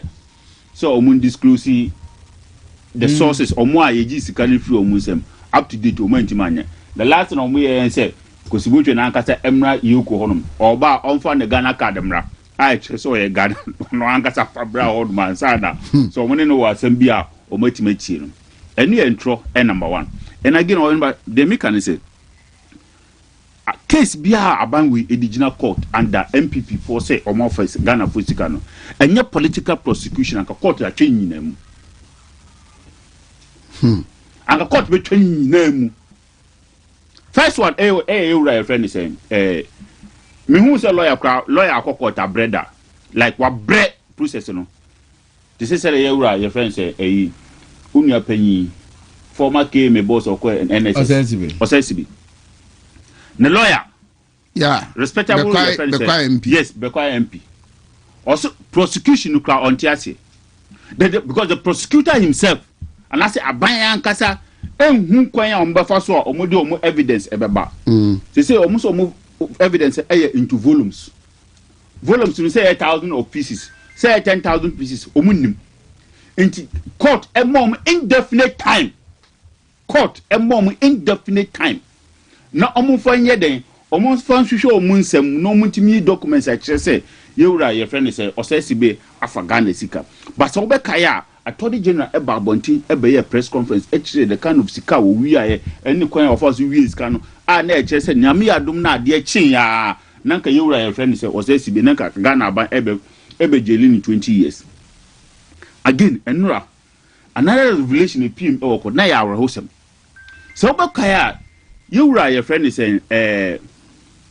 former director for national signals bureau Edubuahin Attorney General yewura Dominic Ayini respected publish the number of adanya wato ewo Kumasi ha ewo Aburuchire ewo your friend say Accra publish here your friend say enya na number no ko the pictures eba abontin a press conference Oheneba ewo your friend say appeals court enura aban lawyer penny yewura Dominic Ayini agye to mu say omuni eni your friend say documents I try say edani nyina mu bia your friend say yewura Edubuahin edan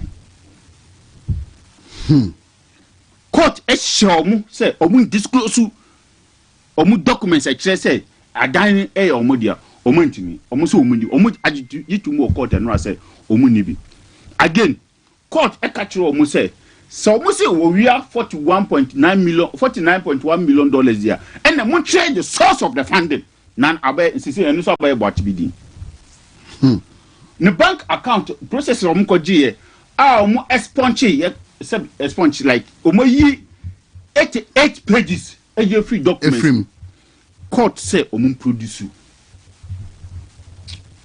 in sama ekos wo court ye wura dubu ayan asem no na memu de awrewo sem we wum ni say enra me no mi ti atacha na asem na esre o say omo static case no onim say aban ebe withdraw case no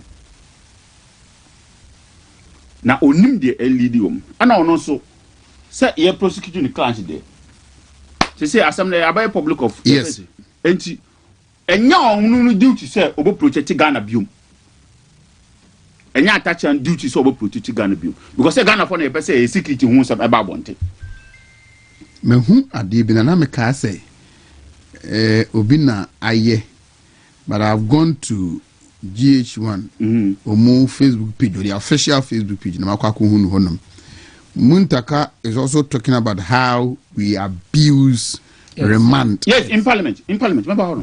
In parliament, Enra choose Enra. Yes, he said it in parliament. Yes, he said it in parliament. In parliament, it's on video. Video. Me only video Enra. Yes, he was in black. Yeah, me only video Enra.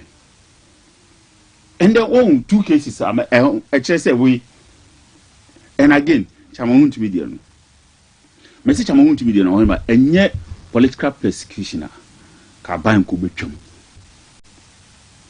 enke ordinary a year anko betwam but they are bent on say we need to celebrate your friends the prosecution and then the conviction of Wontumi.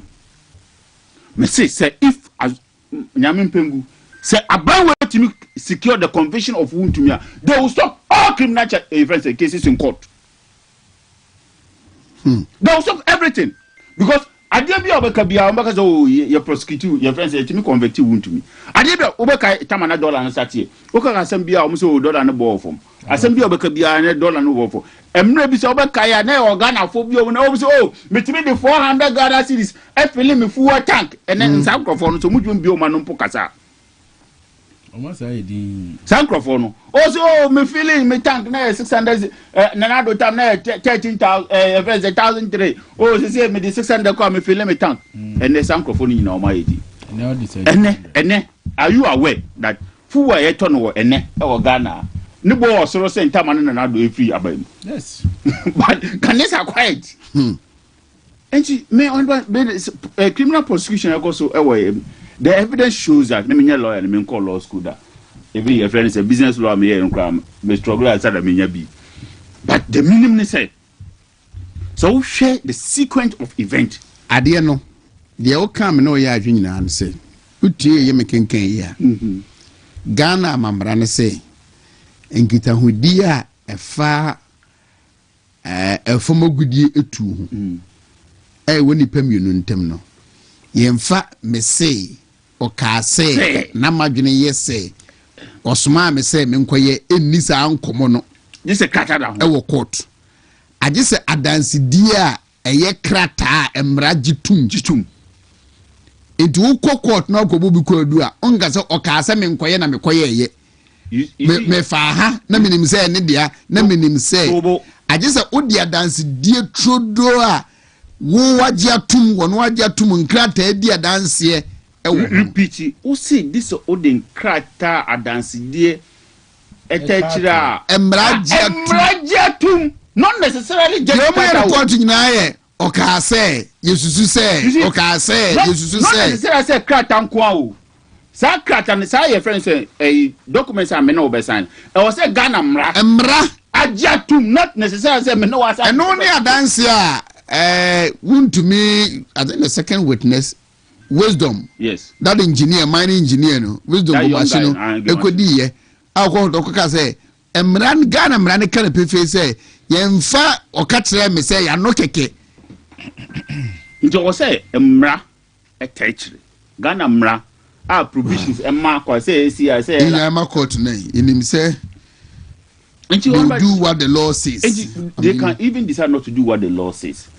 But the minimally say evidence is all the criminal charges, events prosecution now pointed towards say the government lack direction. The government is only doing your friends political persecution. You per se you convert you Wontumi. I'm telling you, so I'm converting Wontumi and now. Be biano. Every failure of Mama or Baba share friends Wontumi prosecution. I say, yes, that's what they are going to do. Paul, right now, me Wontumi dear no. On say 70 bi wo a ye kato nipa so. Wo ho a na ya frɛ. Ya say achi Wontumi bi mu. I think this week is by. What you say? Manipa emfa ohaw ne abebrise musa. Ensem da ho. The NDC for ye enene. Hwe ye ma wini power biem to say the president for wini power or te reconciliation team say reconciliation committee ni biemu. Boni no mu de die no. Yempe ba omia patriotie yempe reconciliation committee asem. What you say? Wa crowd wa no atomu bi.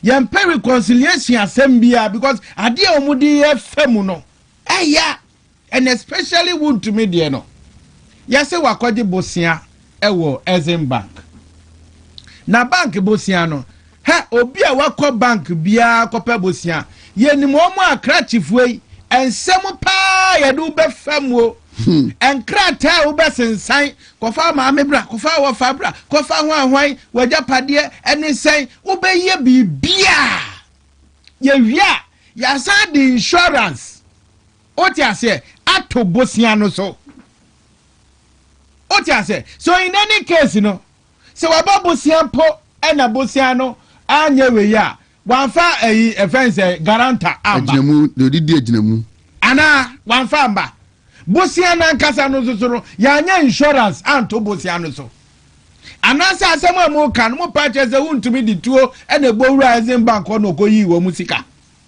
enye obi na approve ye den obi etimi approve loan no ema no se loan approve efo near the regional chairman na edidia ena na koziti wo ye den wo yin skapa adenti no no so mfa na regional chairman no bi enko Exim Bank no nkonkoye. In any case, Ghana nkasa kura no yankwaje bosia wo Brazil say ye kosi Commander Sugar Factory $35 million. Factory na ye adwuma abrafo na beche ye ama beche ye say yes we beje bosia no factory ni nya adwuma for the past 8 years or 9 years etino ma beche ya na me adia bi o na do obi ejina court na woman ne bre na yoko remo ache wo chi nipa wo ye nipa se wo ye nipa me transia me hwe omo anam se dachi nipa wa kuntabu o nyame bebu yatan bebi beji omo die wa asase so ye be hwe so sa bamu eno ti na me ka che the president in waiting say ye mpe reconciliation committee asembia e wo ye diem de omo dia ye pepepe no enkoso ye wie ni sa eti onye ba me de anu sie no ye be sre aban no se pepere yo enya adwuma because oswe say obe protect all manner of persons Ghana ni irrespective of political affiliation protect ye nyina oti ase na anu adai me who say parliamentarians minority for omo de petition ni bi anase o masemu a atete a yefam nyina akoma diplomatic corps mebo a omfa baako enkoma Donald Trump omfa baako ngoma enkoma Donald Trump no mfa yede unse onu na Yesu kono odi na chija no ewiasim hwan America for Nyankopon tie na nya omu na obi omu de omu wo atomic bomb obi kura bi omu se ebone ana wonti omu se ade ni bi obi konya bi a wo se ndi ebone nti wo sori ne so nyame kono se odi na chija eti omu momode afa bi enkoma Donald Trump se ne be yoba be kan ya asema because eti enwa hwe abekwa akoyendi eho a what you say ba omu de bi man de obebam no abeka bia ma MPP for ewo Ghana hase nti onye ba me de anu esi no na me ba asemu a ubo esisi ya yeah me la jama mintie muntaka so de no because man people anyhow sometimes they give terrible bail conditions which people are not able to meet. We want to take the opportunity in this constitutional amendment to restrict this unnecessary demand remand. I'm sure if we're able to get these three things working together, it is going to help us to decongest our prisons and also ourselves and make life a little more better. Adiana wa by ne na enye na wa unia MP bago kasetiano. Oye interior minister all kasetiano. Ubuafu ama eni chebi obuburu ne o wa no na so ntema be hwe no ne ade. Aina ne buafu ho sa. Ha? She o de Adi opposite for the mini court ni bi ye okroma no no. He is the interior minister. And oka on Paul. Right. Nti Oheneba medase papa na I think say democracy ye o man ni mu no. Se ye eniema bi na se ye ntwa yani anhwe dia ye no. Na ye hu ni se ade ye edemfasodie bi ebre yen. Ni egusu ye kwa ebeto de bi no. Nipa enya gidie ene ahotoso ewade nim. Etisa asemusi a ehia se ade a ekosue ye nyina ka bi ne ehu se ne ade no esiko. Na me ana mente oman yase. Oman a yese ye wo problem with electricity and power generation. What you say? Ohiba utie da mike. Ye wo problem with power generation. Consumption na eba no ye consume dodo na say dodo. Wo de solar niema susu fra brochire ba. Eno so ye atwewaso. Sade na adi solar niema aba. Ne bo dendenden. Eti nka denti ne ma solar niema no enye free. Say ne ba bedu a a lot of people ebe free sa national grid no so. Na the pressure was so no abafom. Me tiase. Number 2. Asema uko prison service ya. Asema mu kanyina ne se prison ho no aya ma bro so. Edan ya ye for nipa 20 ene nipa 60 ene dem. Hwe na no ye adwuma bi na ye kofa prisoners se omumra meye adwuma ni bi e ma ye se wo form oyiba wo form e dey ya e se 500 cedis so se yo. Nipa be 15 no maba no. Omunyina 500 500 nya ba ko omunyina 500 oma be adwuma na ma na do muntimi ngaso mu nkwana me de minim image no prison for no na me bi sa ba ko se na wo den na wo kodam o se wo kotwe obi mu oye de obi mu sisi no kotwe wo kodi wo kodi obi mu watwe mu no kwa kodi eno ani ni prison order eno ani ni prison 6 months. And I'm saying no mama me anu amu ni bia ma nipa kro. No mama o mo ni bia kokko no. Na mu no kro but the issue is wo bia when anu amu 10 cups. Baku for beti. One way bia 1 cup 2 cup bia wo die na wo si. The 2 cups no na only 6 months in prison. Baku so say ne step father car na wo ko tu say wo dey call oboase. Next na oboase ne o si ni papa na adwe ne say wo koton. But no si won koton.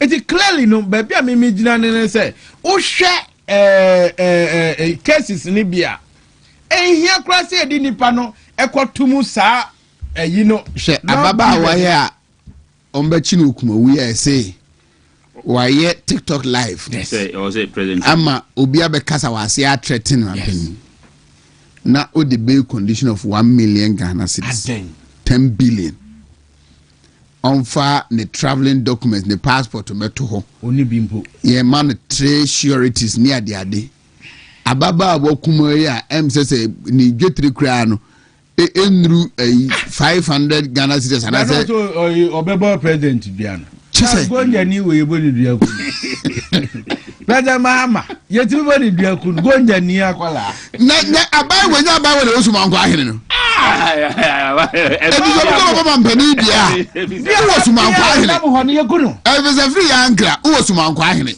ete honom manu nkwa ni dia nai we tie seli me de do mama de uti boni dua ku no wa bian kasa no nam wo no Uta se nti sam ne bi wo mo security for ne judge for no mo se akwade president wa ben enti obi anu obetima boni dua ku no uta se and Jamaica man akosie ne say there was a problem with our security agencies say prison for say prison yards for no ayema na we there asema here cry say di obi kra tumu a ye betimi aka wo ho na atsem na be awieye no yes obi nkodamu 2 weeks meanwhile no there's a problem aye nyina ye hwe aye eti dia ye kan nyina kosie ne se ekwan a wo mafa so a wo mo de sa be condition no etu nipa so na ye de punish nipa no ansakra na court akoka na asem na court no zo kana asem a judges ni so bi so ayo madwe se asem na ye kana kra no ye nwie kra ye fa oni no kra nkotum asa which is bad for the first time yes for the first time ye nya enkrofo a omuso wo the other political divide ye mutaka ene Haruna Idrusu a omohu ne se dia ekoso no enye ade a ebeboa because your mind chichiriye oti ase o mind chichiriye na ye nyina ayeye isi se to me sisa ni be bere okrum ha amanfo be fa o ha oni abebere because enema ye bebusa no okay omoba abamfo fra mokazo mokochi container bi gold ni dollars egwom 12 feet 40 feet container dollars gold say Richard Jack pass one when they kochi no yes away yeah Ubakai ECG 4 containers in here no almost 1,000 hwani 3,000 China fobi so almost India fobi na nebi enti away you see some now mo odidi abrosa no Ubakai ya che omubanya real cases are ya che 350 million they will have to answer questions. Yes. Yeah, assumptions. Yes. $350 million cocaine. Out of yes, some Cape Coast Aquari Road one. $500 million US. And why? Enti and some na air coastwa ye use bail bond. Ade chinipa aso na ye manipa efa ohano abebrese mu no.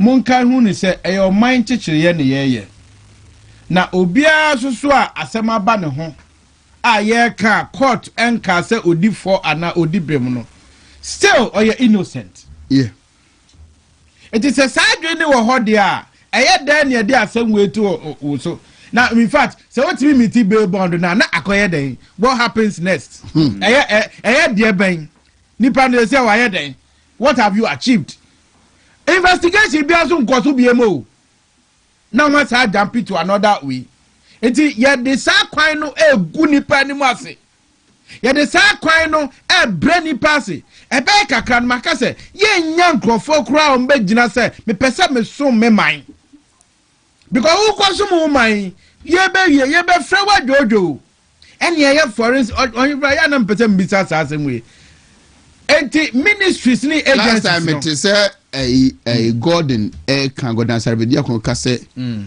omu a omu de sa bail conditions kakraka no to so a omu call forward say omu ko nyina mama wono the next day Nigeria for Africa mikura evidence oja pade no nya ne hen yes and alfa hen na yoku for ne ade why are they making people so uncomfortable why to show up for omu friends and family members okruma no I too much etina me bisa say those agencies na nipa no koye CEO ni ade auditors anko ho ana etiji se aban sisa ansa na enya new auditors amoma koye adwuma me ntiase energy ye koye forensic audit and your forensic audit na bebo ade a auditors na dey mo obi anko ye bi na mo nya forensic audit no preko ana ho ntiase ana forensic audit ni ye de be na ye mo go school na mo koye forensic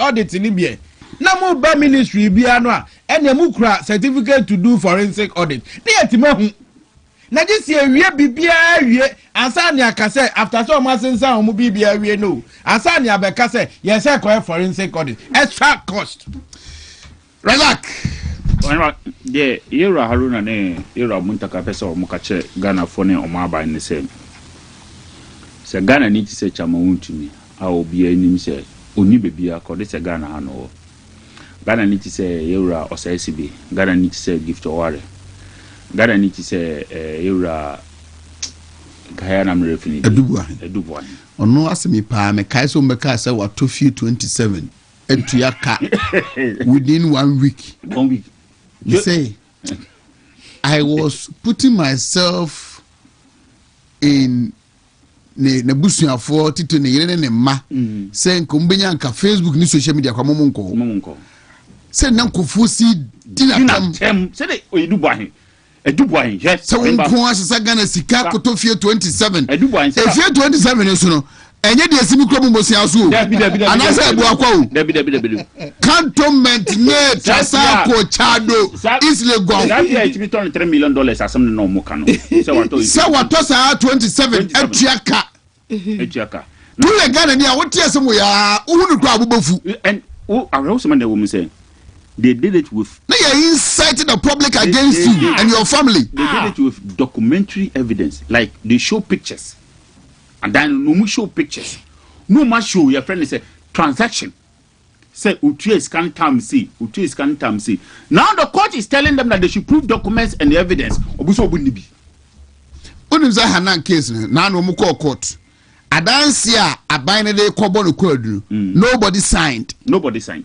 And a court rejected. Me say do boy the court and Wabduchi, they don't have documents to it. What time that was shadow, they don't have evidence to it. They are telling the court, but your press conference about the Ghana format to be you.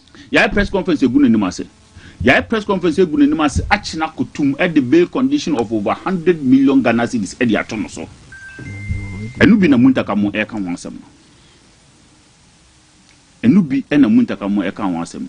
Enubi na your friend say to say your friend say me ametiwe meti makache your friend say court say me kache judge ni say me hu say sabi wo ye judge a wo bo hu modi me hu say sabi kodoko asem ya e bae why you say has judge and I to court and I will come asem na ache me na di makotum you say 500,000 Ghana cedis bail bond na me dem because my criticize judge abronya de no ebinu no ebini your friend is saying you as be e dey ya ye be press conference e dey documentary evidence e dey to abontin I like documentary evidence e dey go n'anim ase ene ye call court attorney general e ka che court say ye money indefinite your friend is saying time indefinite say be 10 years say be 20 years say be 50 years apan say ye money indefinite no for enhihye the documents nimum obabontin e be ye press conference e ka che Ghana for say sikase ne yewura osasi be edi enubi ena haruna mu e ka kire o mu say omunye careful ekwanya ye faso onim say because haruna now he was very passionate about himself also wonim say o Ghana nu onko ba bia onim now the bail condition e be sen nipa abrabo now they atono so say ohwehwe size kan bra non from be surety ansa na yama no kwanya mo na kopi knowing very well say nsema was starting mpono you have no evidence to it And to say na make a show, say when we say to the future, it's just tomorrow. Dachi ayo china. Because 20 years ago, we can say Dachi. The Dachi is on Enra. Oh yeah. 20 years ago, we can say Dachi. Sa Dachi is on Enra. 10 years ago, we can say Dachi. The Dachi is on Enra. And I say Besune. Oh yeah. 5 years ago, we can say Dachi. The Dachi is Besune.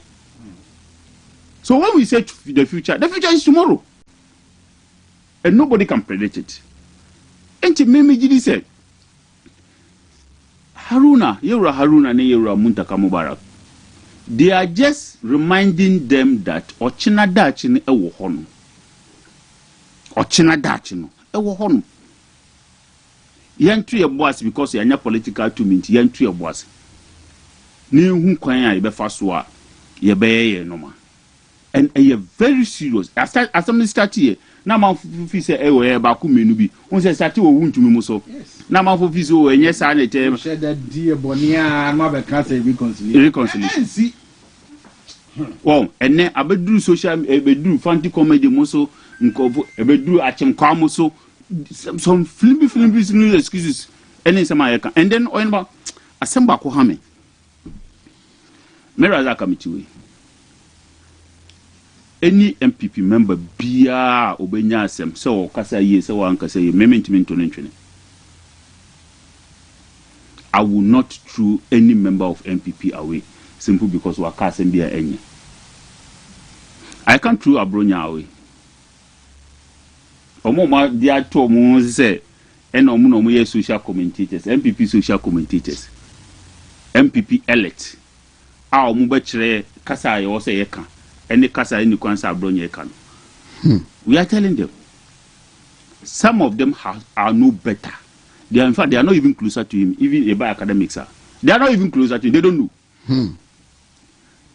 Some of them, they are not even closer to him, say about academics, but they don't know. They are refusing to know. And your bigotry and arrogance in Omudia attitude Muti and Omodanam Ghana, no, imagine you almost say they are better communicators or they are good communicators than Abronya. They are not. I will not throw Abronya away simply because Wakasa ama Ghana buying Achinatum. I will not throw him away. Say hypocrisy and the way MPP more. In some yaka for you Dr. Mahmoud Baumeh ewa Ghana NDC for.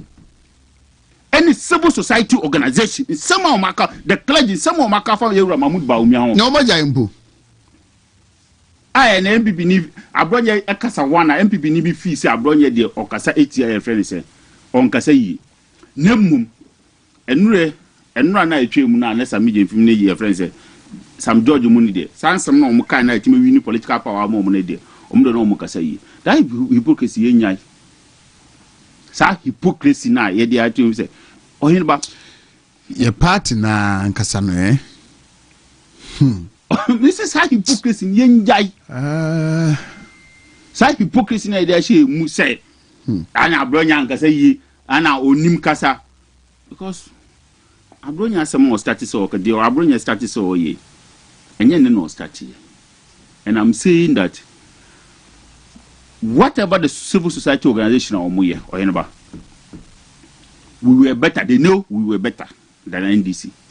That but they collided with NDC to lie and insult our presidential candidates to win power for NDC. Absolutely, yeah. They know we are better than them. They know any variant NDC for normal MPP for no more than 10 times Wontumi bi o ma no nkasa because of a new variant. I'm not our economy is on the verge of collapse on Oheneba. Our economy is on the verge of collapsing. But people omaye din because of hypocritical attitude ye detina omaye. I will defend every single MPP near Obenya Asem within Omayi. And I will never come on radio or on TV to try to criticize any MPP. Say or no, or ye clean. Or ye clean. Now no me kuhunu socials iso. One from a lady, and another from I think a former DCV. Kotre say Wontumi court cases no near the idea. the party mpanimfoɔ friend no nya national chairman neko na a good party no fi former DC yeah amebusa mekotre wa se and your own friend nipa be 7,000 number to ba nya no kan kire mu na on the election day mu to ba ntia no ti hypocritical attitude na ono ye kana say mo be chantran and the preferred candidate no does he think say yem free woman as a buying tata woman into they are clean? We are very hypocritical people in this. It could even be say what go behind the scenes I could negotiate. I could negotiate Chaka.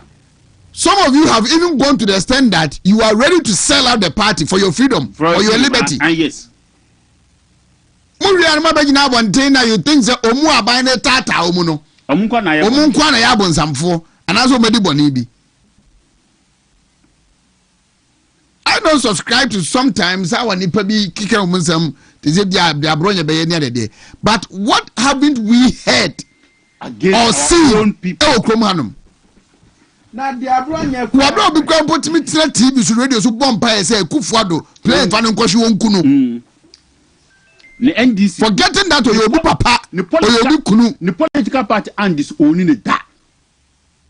In some huna amafoti if there's a TV or radio XY. That young man was from American in same room in the court. I saw everybody who matters most in the NDC. I was a court. Okay, say also kum MPP for nipa mesana the mama mayor president. And then we are too hypocritical and we are too amafo adwene almost say because you are close. And then yana men pekran say, you see, we respect our clergymen. But nobody can convince me say asofo no muti krom hanum. About 99% of them are politicians.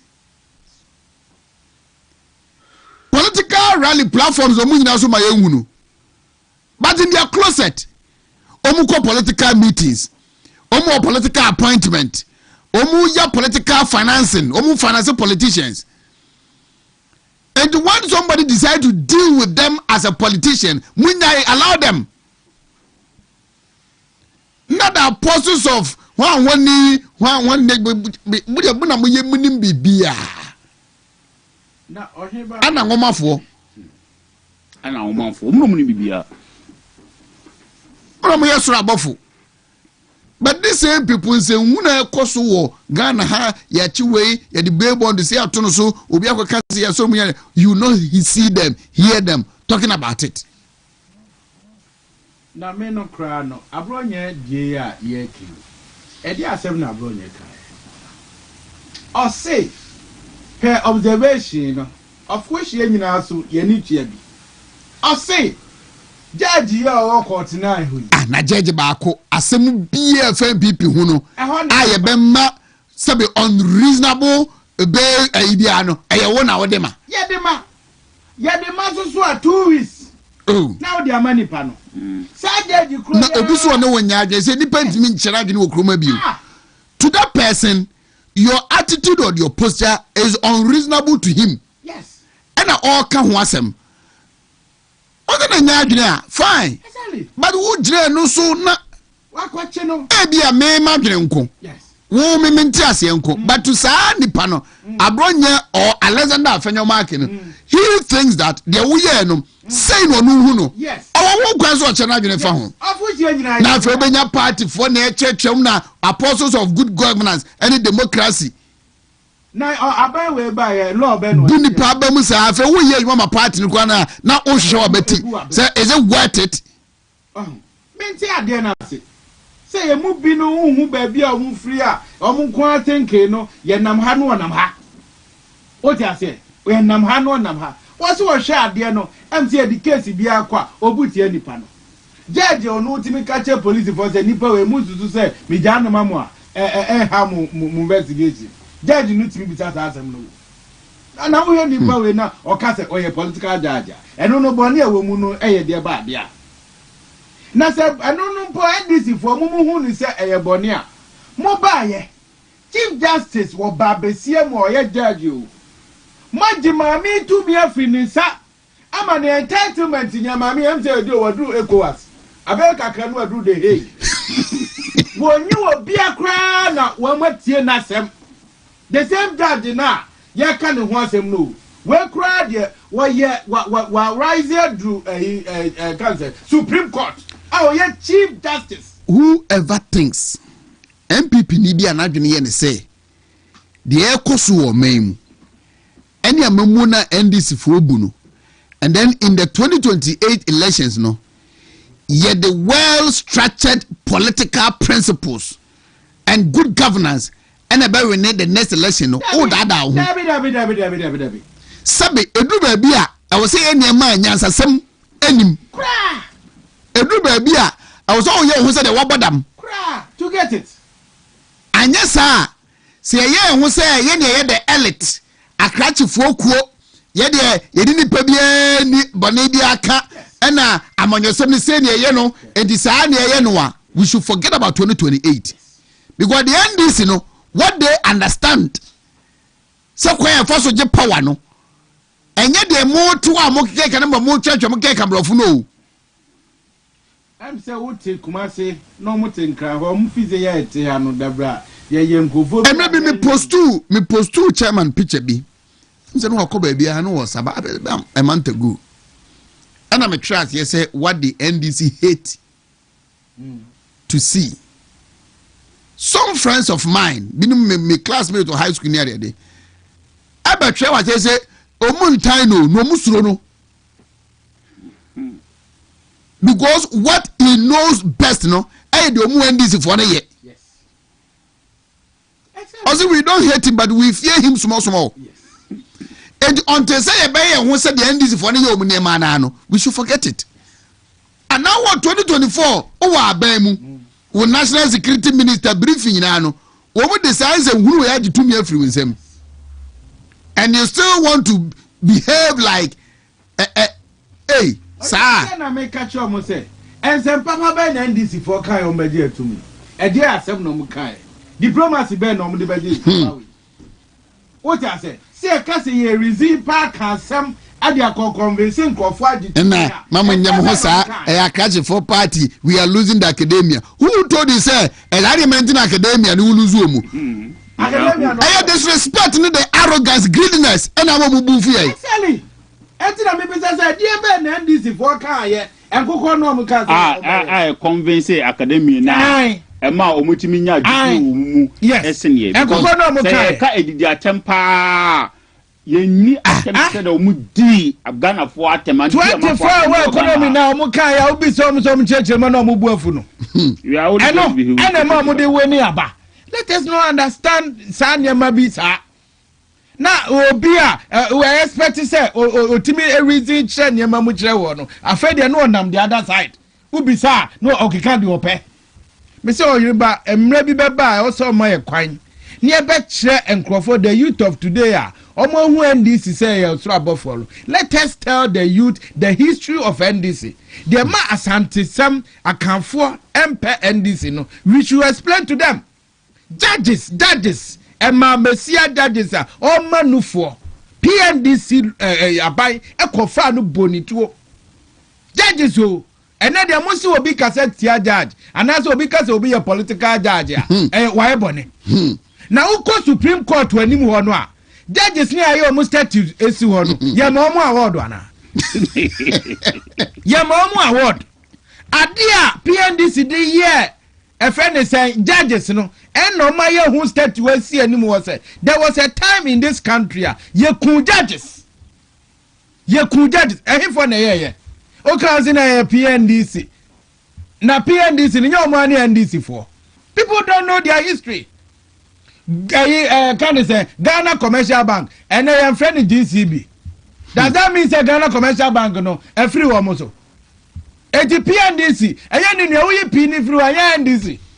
Aya o ma na yes ade no. Eti say ye cassette judge ye bone na say BCD a mumu kun omo ye den. Chief Justice said ne letter kura na madina faso yi me free ho. Yes, hwe ne summons kura no. Wadru AU say e be kakra no wadru the Hague. Mo ba besia o. Onye judge. Ne entitlement ya wako new school over 30 years. Aba sum nyina ya Jeffrey Mami nsem.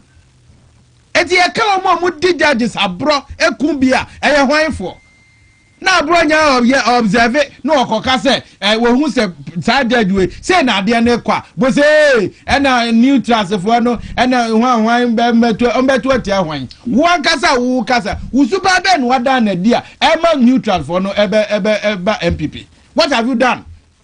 It in 70 bi ho a me see ye benya mre a church the history the maya santefo asofo egwa ha ye kwachi wo mu kun wo mu ye ma memu no mu ton de wodwo hwe Kumasi Central Market wo mu pen pipi no enya bibia o because they were Kumasi ma NDC for di wo mu ani sabi wo mu do wo mu to wo mu ha mu ebo mu aba eti enne wo because what here no pen this year me hwe no anam so wo nim history you are not ready to learn.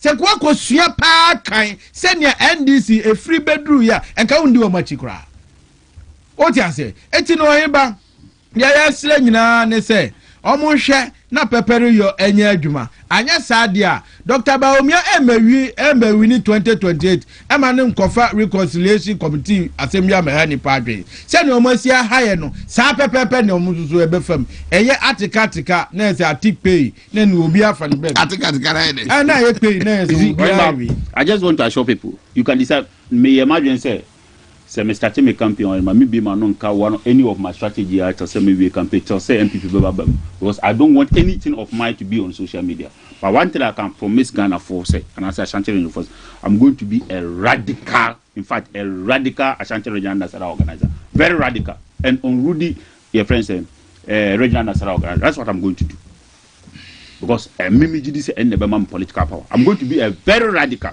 I'm on phone training into Abonwi. Maka, if they're into Mama, Alhamdulillah, right. But I'm going to be very radical. Your party for I am going to be a very radical leader to make sure that MPP will win power. That's what I'm going to do. Police station will bail me because that is what I'm going to do, and I'll make sure that will win my political power, the power to govern this country. That's what I'm going to do. A very radical one, because then your friend say elite group. Percentage you're saying.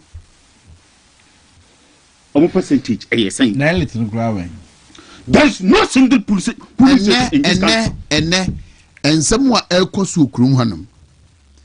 Only to the course in our government, the position of so-called academia, any a double or triple fold of the CCNA, Omoka once have na ACC ne, anyhow they have shifted their opinions from what they heard yesterday. You still want to see them as academia? That is why many who say courses. They are active politicians. Apart from now, who are those people? Who are those people? They are no Makaya young kind. They are no Makaya young kind. Some of them, when we meet them one-on-one in conferences and in your friends' workshop near that there, you speak, you stood to speak, and they are looking at you. I see a startable book. Some of them, when you meet them at conferences, now Mokasa, they sit aloof and they will be looking at you. The BNP, we allow people outside to decide for us. Apart from tertiary institutions, there is no single aside tertiary institutions, ABIK, Poly, KUSC, Legon, IPS, and apart from those areas now, police stations one. Apart from those police stations, there's no single police station where Mayma you have to about elite, at about as no more elite. There's no such. There is no such. About to Bredua, uncommon. Yeah, share your friends. Omomudi lines on Batabana. Why are we lying to ourselves? One about you two. What about I? Oh, yeah, rally cry now. They could come once a match Ghana phone. I catch phone come meeting. And we allow ourselves and we think that we recognize their relevance. Yeah, we appreciate their contribution to nation building. Yeah, but Mama Mia Santa Bibia, we almost say, we woman don't can be out of me as well. Yeah, party ni. Anyone a from a public accounts committee. Chief directors.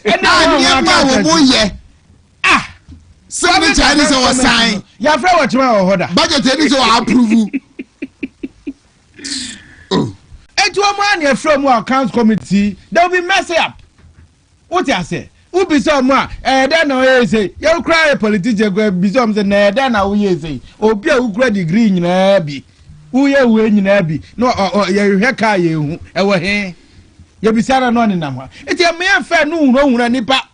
E na say ni say eti oyin ba me say me bo abaso biem. Ko ye bi doctor no me enfra ubi.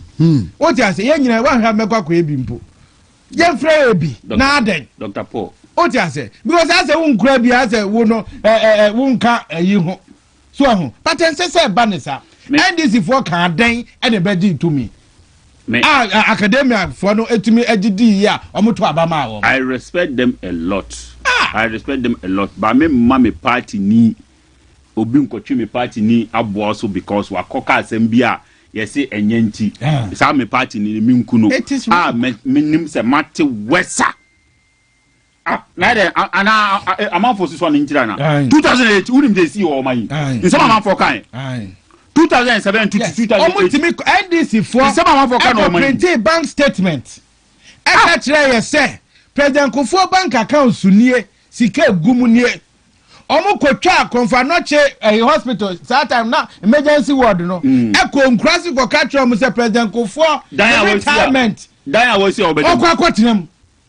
What you say? Can someone nyina to nipa so? Mono enemu kasa obi kasa. E wo se ekokoche no. E start free enfa.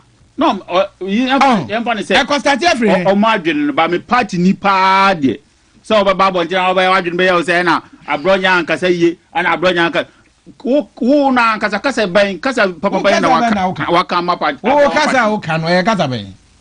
Wo kan Latin ana kaden. So me the Oheneba they make and say I would defend whoever our MPP. Kasa bi obeka bia I associate myself 200% with that person. Kasa bi a party ni beka bia no I associate myself with 200% with that person. And Oheneba e be to aba any am say chama Wontumi the baby national. Definitely. But the started the baby and nyama for debate maker. Sir, nipa be 4-5 for person mo contest national your friend is first vice chairman. Then be mu position. Obia mra bonti number chere de wire ama party fu e change na be so I am a party fu. We cannot be hypocritical. Henry Nana watching from National Youth Organizer. So I know Nana B obenya kukudwa contest election ni. Anyagba obenya kukudu. Oba wo ba den. Okay. Richard Anyagba. Oba party we na nkasa. Anyway, so you know Nana B. So Nana B Anyagba Mustafa Hamid. Yes. Buga Kojubamba. Yes. Nana Kumia wo. Yes. Waka. Very soon we hu flyer. Any flyer nimbai. Me say very soon we be. Any wache. Maka. Very soon we be.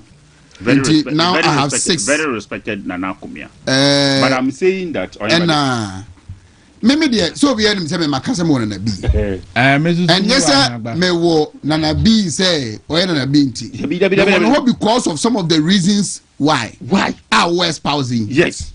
The kind of support what you party for party for every region is so the commitment, the loyalty, and then the life. What save you? Nipa nkwala omudi na chi a wodi omagina ba bia ene omaye independent of their own. Almost so much the ekotwa nyina no. So you come and tell us what you do it to advance yourself.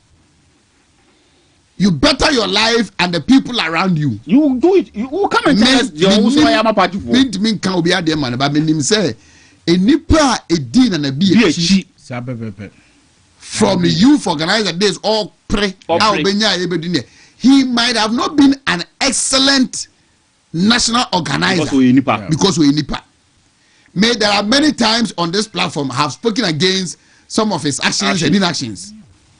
But someone need now say and never be a gina open first vice chairman Eddie ama party no na obia obetumi enya nyina so say maboa weni the party for benya gidie o memu no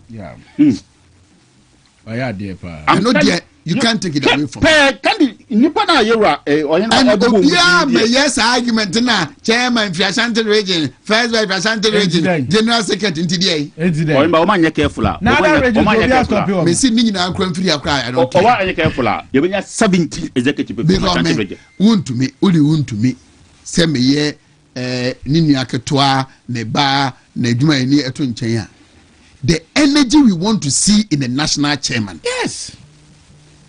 And the Ghana's political landscape today, I can tell you, say, Obi a police station officer, Obi a electoral coordinator, our party mo.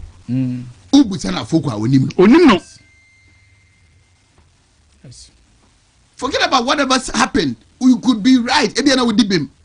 But what the abandoned party for about 8 years? The nipa anya party nancy wa. And get about to party.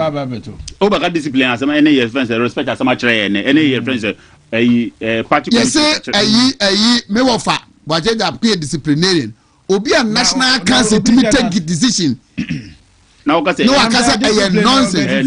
Enti no omo Wontumi say obia won nanso. Yeah, ne manu be display anase. Obia won enfum so Wontumi won enfum so we won de we won de. Asiedu nkati akra na akasa aswansefo letter no. Timi de na be de. Razak, it is not you. Me person me running election ni na menya voting right. We are. I might not be here alone.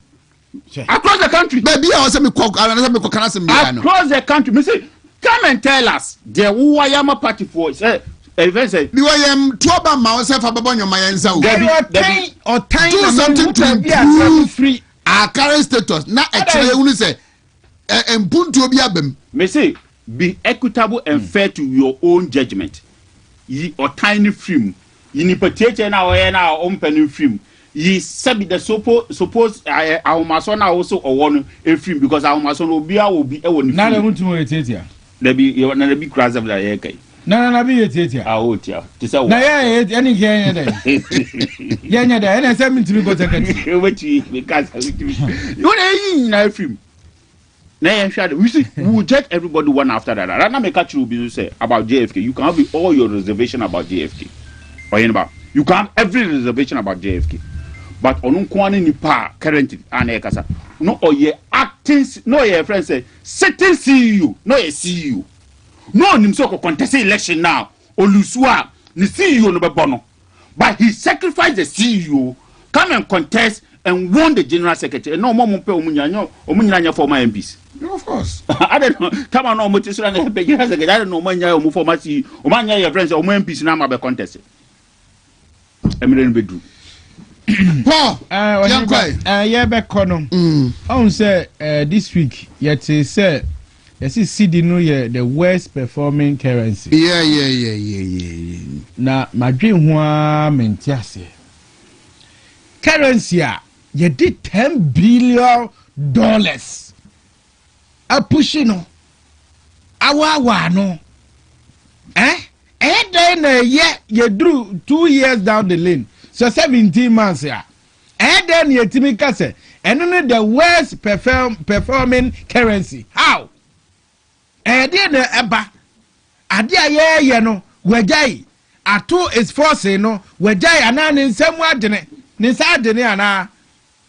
Is Don Mahama not performing any longer? Eba ne say na sidi no yes ah. Ya catch them say, o meyi ye won hihye pa. Ye di gu akomu. Emma sidi no na hoodi no ejina omaya ukra enyema bebrebe no emma u sidi ana u currency no ehon ahoode ekofom na mo utimi export nyema bebre a emma u sidi no ana u currency no na hoodi no epeja mobaye policy a ewo ho a ye fe no one district one factory etimi bua local industries no emi etimi produce nyema ni etimi edi wo man ni mu no maguni nyina